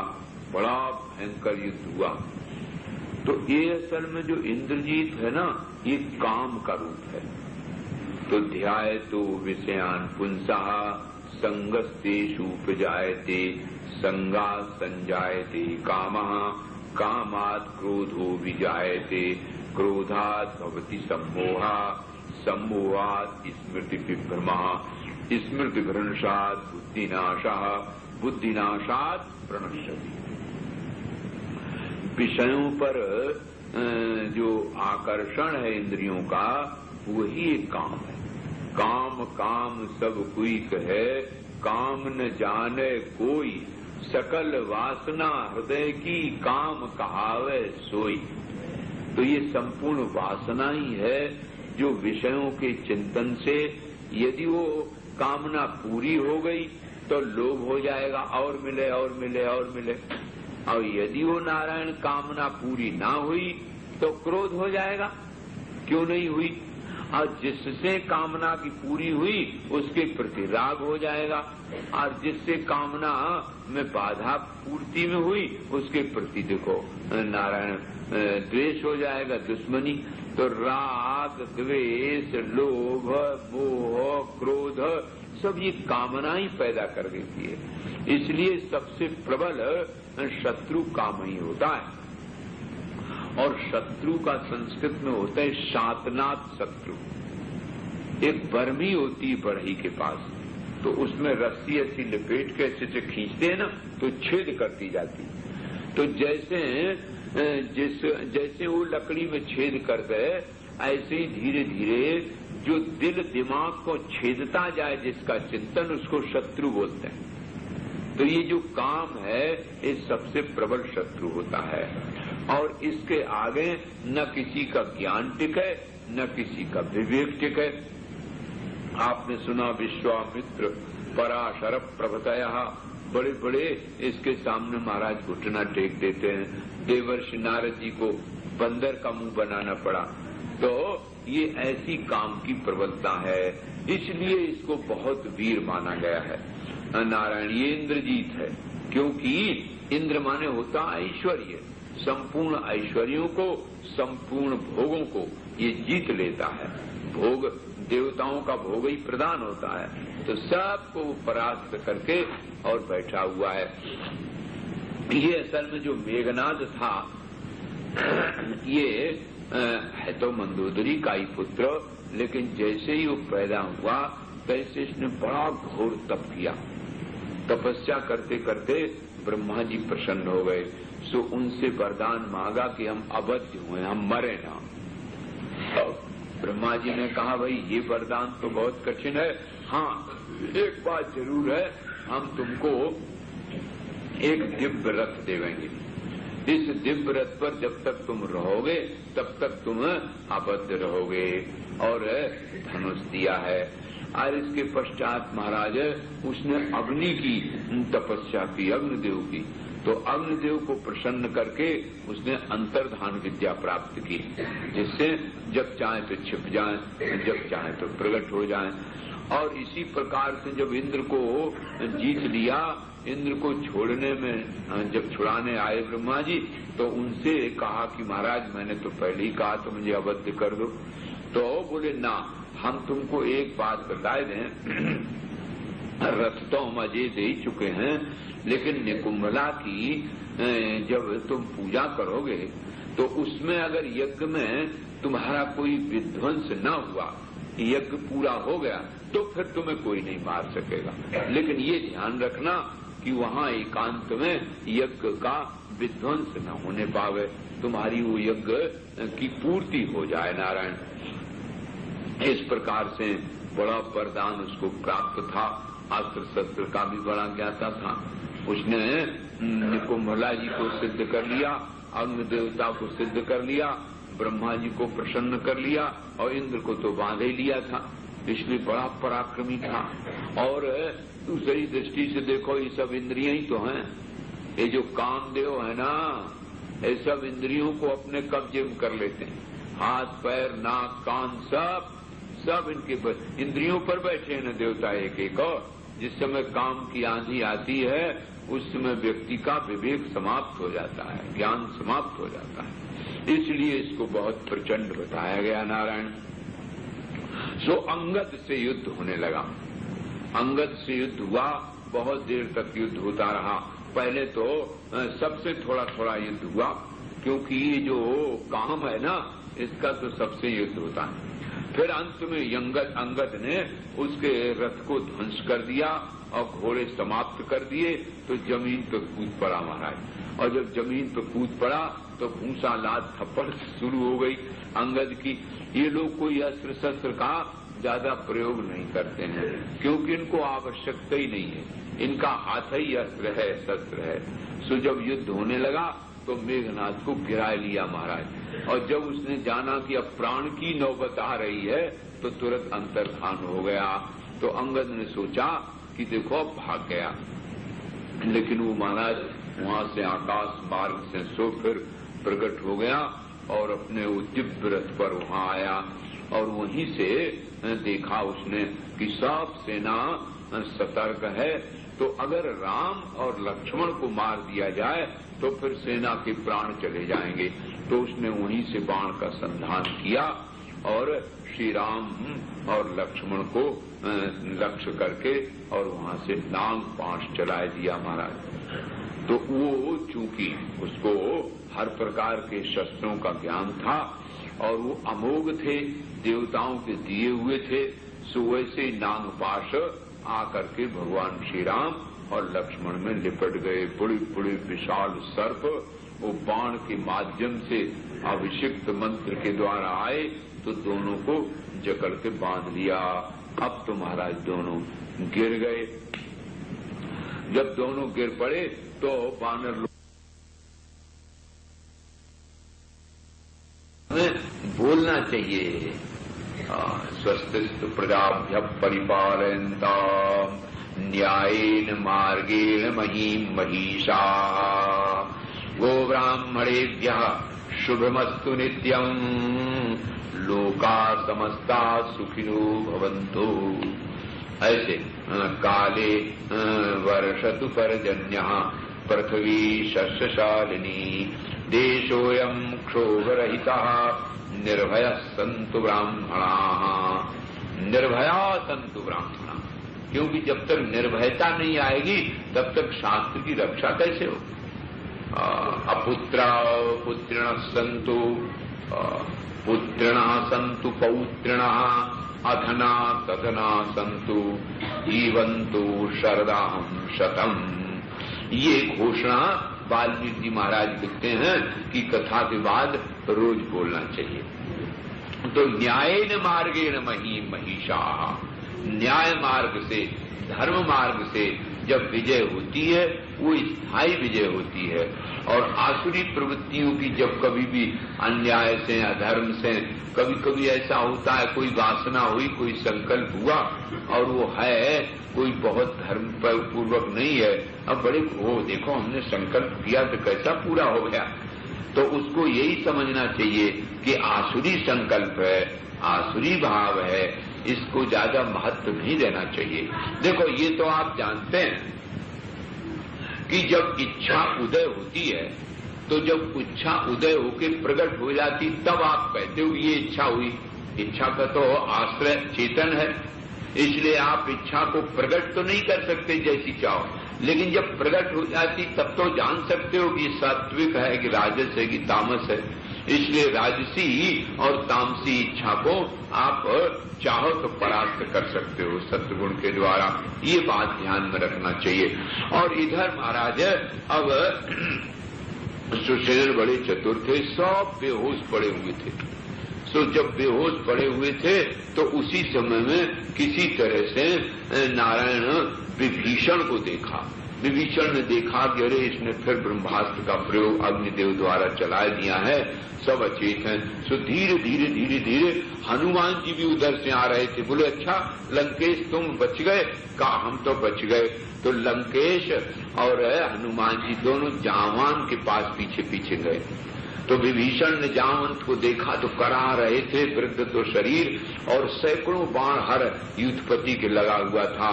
सो उसने गर्दन खोली, बोले हम पहचान नहीं पा रहे हैं, कहा हम विभीषण हैं। तो बोले भैया ये बताओ हनुमान जी कहाँ हैं, जीवित है कि नहीं? तो उन्होंने कहा कि तुमने हनुमान जी को पूछा? अरे राम को पूछो, लक्ष्मण को पूछो। और अरे बोले तुम नहीं समझते, अगर हनुमान जीवित है तो सब जीवित है, और अगर हनुमान कहीं गिर गए हैं तो क्योंकि वो अबद्ध भी है और उन्हें किसी का अस्त्र शस्त्र का प्रयोग कोई काम नहीं देता है, ये उन्हें वरदान है, तो वो तो कहीं न कहीं होंगे, उन्हें ढूंढ के हमारे पास लाओ। तब तक हनुमान जी आगे बढ़ गए, चरण पकड़ लिए, बोले हे वृद्ध जांबान हम तो आपके सामने क्या आदेश है? बोले तुम ऐसा करो, यहाँ से तुम जल्दी उड़ो और हिमालय पहाड़ और एक ऋषभ, इन दोनों पहाड़ों के बीच में कुछ औषधियां हैं, सुषेण जी ने बताई थी। और वो औषधियां यद्यपि वो 4 हैं, एक अमृत संजीवनी, एक विशल्यकरणी, सुवर्णकरणी, नारायण, ये वहां से ले आओ तुम। और देखो देवताओं का वहां निवास है, इसलिए पहले देवताओं को प्रणाम कर लेना, और जब देवताओं को प्रणाम करोगे ना तो वो प्रसन्न होकर के तुम्हारी मदद कर देंगे। तो वो औषधियां वहां ये 4 प्रकार की हैं, सो जल्दी से तुम ले आओ। अब इस प्रकार से जब हनुमान जी से कहा तो हनुमान जी महाराज आकाश में बड़े वेग से उड़े, तो पवन नंदन ही ठहरे और उड़ते हुए वहां पहुंच गए। तो वहां देखा कि सब देवता लोग वहां विराजमान हैं, और वो दोनों पहाड़ों के बीच में वो जो बताया था वो स्थान तो है, और बड़ी चमचमाती हैं। सो वो सब महाराज छिप गई इनको देख के, तो बड़ा क्रोध आया। बोले देखो ऐसे समय में भी तुम सहायता नहीं करोगे तो तुम कैसे देवता हो? लो हम पूरा पहाड़ ही ले चलेंगे, यही से बीन लिया जाएगा जो कुछ होगा। सो हनुमान जी ने जोर से नीचे से ताकत लगाई और पूरा पहाड़ का पहाड़ उठाए के और लेके चल दिए। देखो इसमें वो कथा नहीं है जो जब ले आ रहे थे हनुमान जी तो उन्होंने बाण मार दिया, सो बात इसमें नहीं। अब वो महाराज औषधियां जब आई तो किसी को सूंघने की जरूरत नहीं पड़ी, उस औषधियों की हवा से, सुगंधी मात्र से सब खटखट सबके बाण अलग हो गए और सब सचेत होके उठ पड़े जैसे बड़ी गहरी नींद में सो रहे हुए। न किसी के शरीर में कोई बाण है, न कोई घाव है, न किसी प्रकार का कोई दोष है। इस प्रकार से पवन नंदन श्री हनुमान जी ने सबको सचेत कर दिया। अब सुग्रीव और जामवंत, नल, नील, द्विविद, महेंद्र सब दौड़ के आए, राम जी कहाँ? राम जी, और राम जी इनको खोजे, हनुमान जी कहाँ? तो फिर जामवंत के कहने से जहां से लाए थे वही फिर रखे आए। ये औषधियों का प्रभाव है भाई, हमारे भारतवर्ष में ऐसी औषधियां हैं। सो जब अब उसको तो ये पता चली गया था, वो तो सब मर गए, लेकिन रात के ही समय में बानरों ने चढ़ाई कर दी महाराज, और जय श्री राम सीगे चिल्लाएं। इधर सीता जी को अब खूब भरोसा हो गया कि जय श्री राम की धुनी हो रही है। अब इंद्रजीत अपने प्राणों को हथेली पर रख करके महाराज और चला, बोले अब हम अपनी दोनों को यहीं ले आएंगे पकड़ के। 2 बार तो मार चुके लेकिन वो जिंदा हो जाते हैं, इसलिए अब अच्छा तरीका तो यही है कि हम उनको यहीं ले आवें। और पिताजी को बड़ा भारी आश्वासन देकर के चला। उसने कहा कि ऐसा है, एक उपाय, हम तो यहां से युद्ध के लिए जा रहे हैं, किसी को पता तो चलेगा, और हम ऐसी जगह जाएंगे जो किसी को मालूम नहीं है। ऐसा कह करके ये तो हुआ कि युद्ध के लिए गया, सबको मालूम, सेना तो सब युद्ध में पहुंच गई, और इधर मेघनाद अपनी निकुंभला देवी के पास पहुंचा, और वहां महाराज वो अपना तांत्रिक यज्ञ अभिचार प्रयोग शुरू कर दिया। इधर जब वो सेना आई तो भगवान ने कहा कि विभीषण सेना तो सब आ गई, और इसके बोले महाराज सब राक्षस समाप्त हो गए, सब इसके पुत्र मारे गए, एक भी नहीं बचा, सब सेनापति मंत्रियों सहित सब मारा गया, अब कोई बचा ही नहीं है, तो आए कौन? हाँ, एक बात ध्यान में देखा, अब इंद्रजीत है और उसको मारना भी बड़ा मुश्किल है, उसको हर कोई मार नहीं सकता। और इस समय महाराज निकुंभला में अभिचार तांत्रिक यज्ञ कर रहा है, अगर वो सिद्ध हो गया तो वो कभी न मर पाएगा, तो फिर बोले उसका विध्वंस होना चाहिए। राम जी ने आज्ञा दे दी, और लक्ष्मण जी, अंगद, हनुमान, जावंत, द्विविद, मयंत, नील, ये सब साथ में लेकर के महाराज चले। सो जहां वो एक गुप्त मार्ग था, बहुत केवल विभीषण ही जानते थे, सो विभीषण वो गए। विभीषण संत है ना, तो ये जो कामादिक विकारों को जहां होकर के वो उदय होते हैं मन के संकल्प से, वहां वो संत लोग जानते हैं, दूसरा कोई नहीं जानता। इसलिए राजसी और तामसी वृत्तियों का नाश करने में ये सात्विक वृत्ति सहायक होती है। वो राजस तामस से दोनों, रावण और कुंभकर्ण, और ये सात्विक है, तो ये स्वाभाविक है, इसको सब युक्तियां मालूम रहती हैं। सो ये महाराज उस मंदिर के पास पहुंच गया, मठिया के पास, और लक्ष्मण जी से कहा आप यहां सावधान होकर रहो और यज्ञ न होने पाए इसका पूरा। सो महाराज तो वीर बांधर सब अंदर पहुंच गए, हनुमान जी, जावंत, नल, नील, और उसके मारे लात और घूसा, और वो अपना हिंग हिंग क्रीम में लगा हुआ था, हाँ हवन कर रहा था। सो सुना ही ना, नहीं सुना तो मारे कांटे दांत से, और वो अपनी तपस्या आराधना में लगा रहा था। सो फिर और किया तो घड़ा मिल गया एक हनुमान जी को, सो घड़ा लाए करके और जल भर करके, वो अग्निकुंड था उसी में उसको होम कर दिया, तो आ गई बुझ गई महाराज जहां वो हवन कर रहा था, और इतना लात घूसा से मारा कि बड़ा पीड़ित हुआ, चीख चिल्लाए के भागा वहां से, और देखा कि अरे इतना एकांत स्थान, और इसमें चाचा जी अगर न होते तो यहाँ जगह कोई ढूंढ ही नहीं सकता, तो पहले काकई जी की खबर ले हो। सो ऐसी प्रचंड शक्ति का प्रयोग किया महाराज।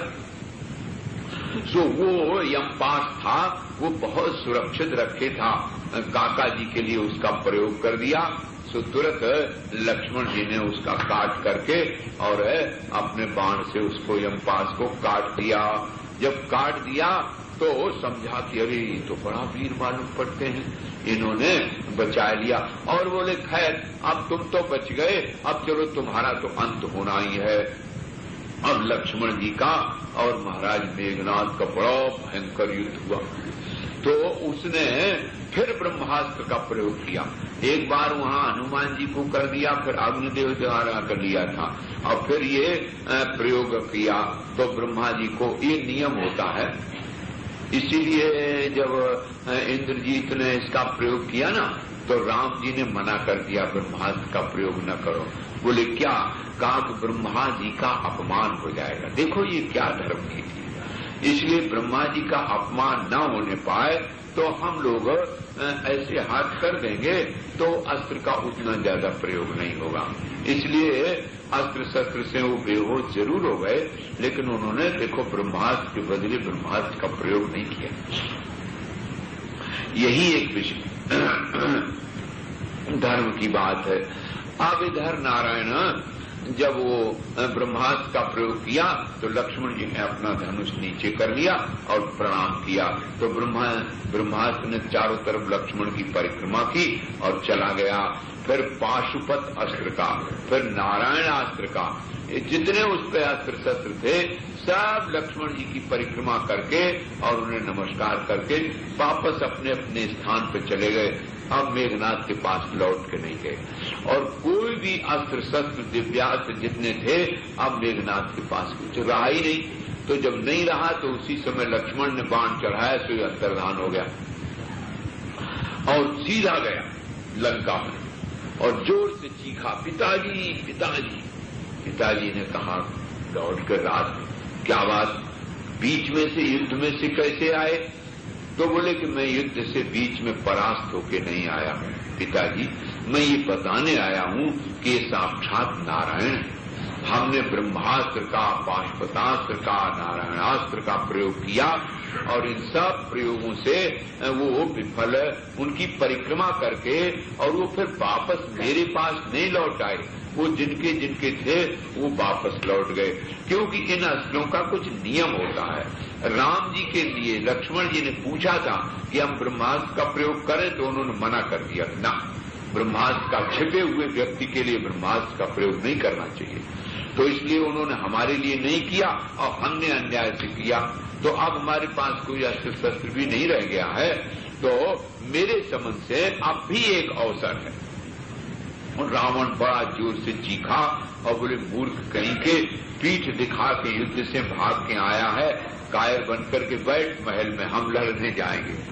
उन्होंने कहा ना, मैं पीठ दिखा के नहीं आया हूं और मैं पुनः जा रहा हूं, लेकिन एक बात बताने आया हूं, अंतिम समय में हम पिताजी के फिर दर्शन कर लें।